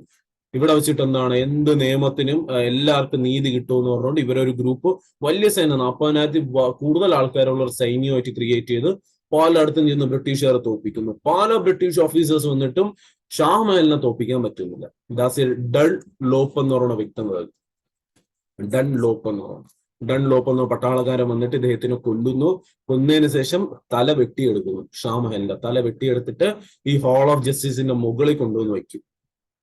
ബിക്കോസ് ആൾക്കാർക്ക് മരണത്തിന് ബ്രിട്ടീഷുകാർ ഒരു പേടിയില്ലാതെ ഓൾമോസ്റ്റ് സ്വാതന്ത്ര്യം കിട്ടിയെന്ന് എന്താണ് പലരും വിശ്വസിച്ചു. ഈ UP-യിലുള്ള ഭാഗട്ട് എന്നുള്ള സ്ഥലത്തുള്ള പല വ്യക്തികളും സ്വാതന്ത്ര്യം കിട്ടിയെന്ന് വിശ്വസിച്ചു. ബ്രിട്ടീഷുകാർ നാട് വിട്ടുപോയെന്ന് വിചാരിച്ചു. ബിക്കോസ് ആരും കാണാനില്ല, വരുന്നവരെല്ലാം ഷാമഹലിന്റെ സൈന്യം കൊണ്ട് ഓടിപ്പോകുന്നു, തോറ്റുപോകുന്നു. വളരെ പ്ലാനിങ്ങിലൂടെ ഡൺലോപ്പിൽ തോപ്പിച്ചതിന് ശേഷം ആ ആൾക്കാരുള്ളിലുള്ള കോൺഫിഡൻസ് കളയാൻ വേണ്ടി ഈ ഡൺലോപ്പ് എന്ത് ചെയ്യുന്നു, വെറും തല വെട്ടിയിട്ട് ബിൽഡിങ്ങിന്റെ മുകളിൽ വയ്ക്കുകയാണ് ചെയ്തത്. അങ്ങനത്തെ ഒരു വ്യക്തിയാണ്. പക്ഷെ പലരുടെ ബുക്കിൽ എഴുതാറില്ല, പരീക്ഷയിലും ചോദിക്കാത്ത ഒരു ചോദ്യമാണ്. ഇനി ഏതെങ്കിലും കാലത്ത് വന്നാൽ നല്ലൊരു ചോദ്യമായിരിക്കും, നമ്മളത് പഠിച്ചു പോകും. വെറുതെ എങ്കിലും നോട്ടിൽ എഴുതി വയ്ക്കുക. അങ്ങനത്തെ വ്യക്തികളെ കുറിച്ച് നമ്മൾ അറിയണം. നമുക്ക് വേണ്ടി മരിച്ച വ്യക്തികളാണ് ഇവരൊക്കെ എന്ന് പറയുന്നത്. ഇനി ഫൈസിയാബാദി എന്ന് വരുന്നതാണ് മൗലാവി അഹമ്മദുള്ള, ഒരു മദ്രാസ് ഏരിയയിൽ നിന്ന് പോയ ഒരു വ്യക്തിയാണ്. നോർത്ത് ഇന്ത്യയിലോട്ട് പോയ ഒരു വ്യക്തിയാണ് മൗലാവി അഹമ്മദുള്ള എന്നുള്ളത്. ഫൈസിയാബാദിൽ നിന്ന് പോയാണ് മൗലാവി അഹമ്മദുള്ള. മഥുരയില് ദേവി സിംഗ് ആണ്. മഥുരയിൽ നിന്ന് യുദ്ധം ചെയ്തത് ദേവി സിംഗ് ആണ്. ഝാൻസി അല്ലെങ്കിൽ ഗ്വാളിയർ പരീക്ഷയെ തരും റാണി ലക്ഷ്മിബായി. നിങ്ങൾ ഒരിക്കലും വിചാരിക്കില്ല ഏതായിരിക്കും തരും, ഒരിക്കലും കൺഫ്യൂഷൻ വരാത്ത ചോദ്യം എന്നേക്കും തരും. ഒന്നെങ്കിൽ ഗ്വാളിയറിൽ നിന്ന് ആരായിരുന്നു, ഒന്നെങ്കിൽ റാണി ലക്ഷ്മിബായി നേരം, അല്ലെങ്കിൽ താന്തിയ തോപ്പ്. രണ്ടും കൂടി ഒന്നും ഒരിക്കലും ഇന്നേ ഒരു ചരിത്രത്തിൽ കൺഫ്യൂഷൻ ചെയ്തിട്ടില്ല. ധൈര്യമായിട്ട് അത് പഠിച്ചു പോകാം. മീരറ്റിൽ നിന്ന് ആരായെന്ന് വെച്ചാൽ കദം സിംഗ് ആയിരുന്നു. ഡൽഹിയിൽ മീരറ്റിൽ ഉണ്ടായിരുന്ന പട്ടാളക്കാരെല്ലാം കൂടി ഡൽഹിയിലെത്തി ജനറൽ ഭക്ത് ഖാൻ അവിടെ ഹെഡാക്കി. പിന്നെ മീരറ്റിൽ നിന്ന് വരുന്ന മറ്റൊരു പട്ടാളക്കാരനായിരുന്നു കദം സിംഗ് എന്ന്. ഈ സ്ഥലങ്ങളെല്ലാം പഠിക്കണം. ഇതിന് കോഡൊക്കെ ഉണ്ട്, പക്ഷെ അങ്ങനെ ഒരുപാട് വാരി വെച്ച് നമുക്ക് സ്റ്റാറ്റിക് ജിക്കൽ കോഡ് വെച്ച് പഠിക്കാം. ഇതെല്ലാം വായിച്ച് നിങ്ങൾ പഠിക്കാം. ബീഹാർ കൺവേർസിംഗ്, കാൺപൂർ, നാനാ സാഹിബ്, താത്യ തോപ്പെ, അലഹബാദ് ലിഖത്ത്, ഇങ്ങനെ വെച്ച് പഠിച്ച് പോവാം. പഠിക്കുകയാണെങ്കിൽ നമ്മൾ ഇവരൊക്കെ അറ്റ്ലീസ്റ്റ് നമ്മളെ കൊണ്ട് ഇപ്പം ചെയ്യാൻ പറ്റുന്ന ഇവരെ കുറിച്ചുള്ള പഠിക്കുക. പോയിന്റ്സ് മാത്രമേ നമുക്ക് പഠിക്കാൻ പറ്റുള്ളൂ, മറ്റു വരുന്ന ജനറേഷൻസിനെ പറഞ്ഞു കൊടുക്കാനും പറ്റും. അതല്ലാതെ നമ്മളെ കൊണ്ട് ഇതിൽ കൂടുതൽ നമുക്ക് ചെയ്യാൻ പറ്റുള്ളൂ. ആസ് എൻ ഇന്ത്യ നമ്മൾ ഇത്രയെങ്കിലും ചെയ്യാം. ഇതെങ്കിലും മനഃപ്പാടമായിട്ട് പഠിച്ചു കൊടുക്കുക. ഇനി നോക്കാം, ആ സമയത്ത് മുഗൾ രാജാവ് ആരായിരുന്നു? ബഹദൂർ ഷാ സഫർ എന്ന് വിളിക്കും, അല്ലെങ്കിൽ ബഹദൂർ ഷാ സെക്കൻഡ് എന്ന് വിളിക്കും. അതായത് അന്നത്തെ ഇന്ത്യയുടെ രാജാവ്, പേരിന് മാത്രം രാജാവായിരുന്നു. ലാസ്റ്റ് ബഹദൂർ ഷാ സെക്കൻഡിന് എന്ത് ചെയ്യുന്നു? അങ്ങ് ബർമയിലോട്ട് നാട് കടത്തുന്നു. മ്യാൻമാർ, ഇന്നത്തെ മ്യാൻമാറാണ്, പണ്ടത്തെ പേരായിരുന്നു ബർമ എന്ന് പറയും. ബർമയിലെ റംഗൂൻ എന്ന് പറയുന്ന സ്ഥലം, ഒരുപാട് കാലം അവരെ തലസ്ഥാനമായിട്ടിരുന്ന സ്ഥലമാണ് രംഗൂൻ. ആ രംഗൂൻ എന്ന സ്ഥലത്ത് കൊണ്ടുപോയി നാട് കടത്തുന്നു. ബ്രിട്ടീഷുകാർക്ക് ഡൗട്ട് വന്നു. ബഹദൂർ ഷാ സെക്കൻഡിന് 2 ആൺമക്കളുണ്ട്. ഈ 2 പേരെന്ത് ചെയ്യും? ചിലപ്പോൾ ഭാവിയിൽ രാജാവായിട്ട് ഇനിയും പട്ടാളക്കാർ ചേർന്ന് ഇവരെ പിടിച്ച് രാജാവാക്കും എന്ന് പറഞ്ഞുകൊണ്ട് ഈ പോകുന്ന ബഹദൂർ ഷാ സഫറിനെ അവിടെ രംഗൂണിലെ ജയിലിൽ അടച്ചിട്ടിരിക്കുകയാണ്. അവിടെ കൊണ്ടുപോയിട്ട് അദ്ദേഹത്തിന്റെ ഫ്രണ്ടിൽ വെച്ചിട്ട് എന്ത് ചെയ്യണം? ഈ 2 ആൺമക്കളെയും കൊന്നുകളയും ബ്രിട്ടീഷുകാർ. കൊന്നുകളയുന്ന ആ കാണുന്ന വേദനയിലാണ് ബഹദൂർ ഷാ സെക്കൻഡ് നെഞ്ചുവേന വന്ന് മരിക്കുകയാണ് ചെയ്യുന്നത്. അങ്ങനെയാണ് അവസാനത്തെ മുഗൾ രാജാവ് മരിച്ചു പോകുന്നത്. ഇന്ന് മുഗളിന്റെ അംശമൊക്കെ കൊണ്ട് വളരെ ദാരിദ്ര്യത്തിൽ പോവുകയാണ്. ഇന്നും അംശമുണ്ട്. അല്ല, ജനറേഷൻ ഇന്നും ഉണ്ട്. ഡൽഹിയിലെ ഒരു ചേരി പ്രദേശത്താണ് ഇന്ന് താമസിക്കുന്നത്. വളരെ ലോ ക്ലാസ്സിലോട്ട് പോവേണ്ടി വന്നു മുഗൾ എംപയറിനൊക്കെ. ഇന്നും ഉണ്ട്, അതിന്റെ വംശം ഇന്നും ഉണ്ട്. നിങ്ങൾ നെറ്റിൽ നോക്കിയാൽ കാണാൻ പറ്റും, ഞാൻ കൂടുതലൊന്നും പറയുന്നു. ഇനി ഈ യുദ്ധത്തിന്റെ ബ്രെയിൻ ഓഫ് ദ റിവോൾട്ട്, ഇതിന്റെ തലച്ചോറ് ആരായിരുന്നു? ബ്രെയിൻ ആയിരുന്നു Nana Sahib. Brain of the revolt അല്ലെങ്കിൽ മാസ്റ്റർ ബ്രെയിൻ എന്നാണ് തരാൻ പോകുന്നത്. മാസ്റ്റർ ബ്രെയിൻ ആരായിരുന്നു എന്ന് വെച്ചാൽ ദാറ്റ് വാസ് നാനാ സാഹിബ് ആണ്. ഇതിന്റെ അംബാസഡർ ആരായിരുന്നു എന്ന് വെച്ചാൽ that was Azimullah Khan. Ambassador Azimullah Khan ആയിരുന്നു അംബാസഡർ എന്ന് പറയുന്നത്.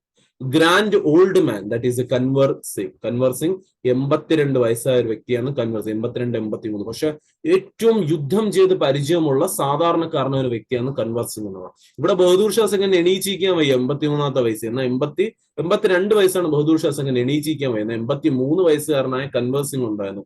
വളരെ സ്ട്രോങ് രീതി യുദ്ധം ചെയ്തു. ആൾക്കാർ ഇദ്ദേഹത്തിന് ഈ ആരോഗ്യത്തിൽ എങ്ങനെ യുദ്ധം ചെയ്യണം എന്ന് പറഞ്ഞാണ് ഇദ്ദേഹത്തിനെ കണ്ട് ചെറുപ്പക്കാർ യുദ്ധത്തിന് ഇറങ്ങിയത്.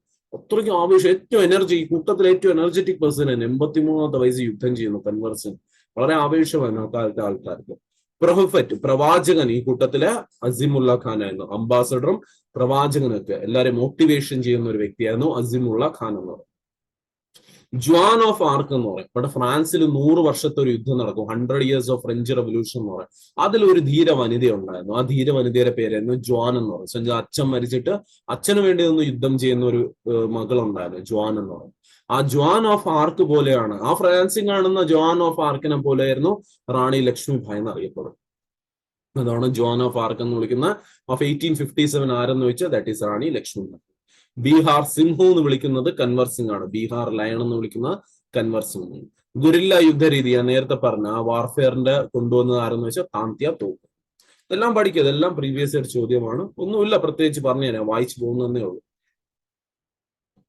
നമ്മൾ എടുത്ത് പഠിക്കേണ്ടത് റാണി ലക്ഷ്മിഭായിയെ കുറിച്ചാണ് പഠിക്കേണ്ടത്. അത് നമുക്ക് എന്ത് ചെയ്യാം, അടുത്ത പാർട്ടിൽ പഠിക്കാം. അല്ലെങ്കിൽ ഒരുപാട് വലിയ വീഡിയോ ആയിപ്പോ നമുക്ക് അടുത്ത പാർട്ടിലോട്ട് റാണി ലക്ഷ്മി 2 പാർട്ടായിട്ട് 1857 എടുത്ത് തേക്കാം, അല്ലെങ്കിൽ ഒരുപാട് വലിയ പോർഷൻ ആയിപ്പോ. ഓക്കെ, അപ്പൊ ഈ പോർഷൻ ഇവിടെ കംപ്ലീറ്റ് ആയിട്ടുണ്ട്. എന്തെങ്കിലും ഡൗട്ട് ഉണ്ടെങ്കിൽ ചോദിക്കാം. Okay, thank you.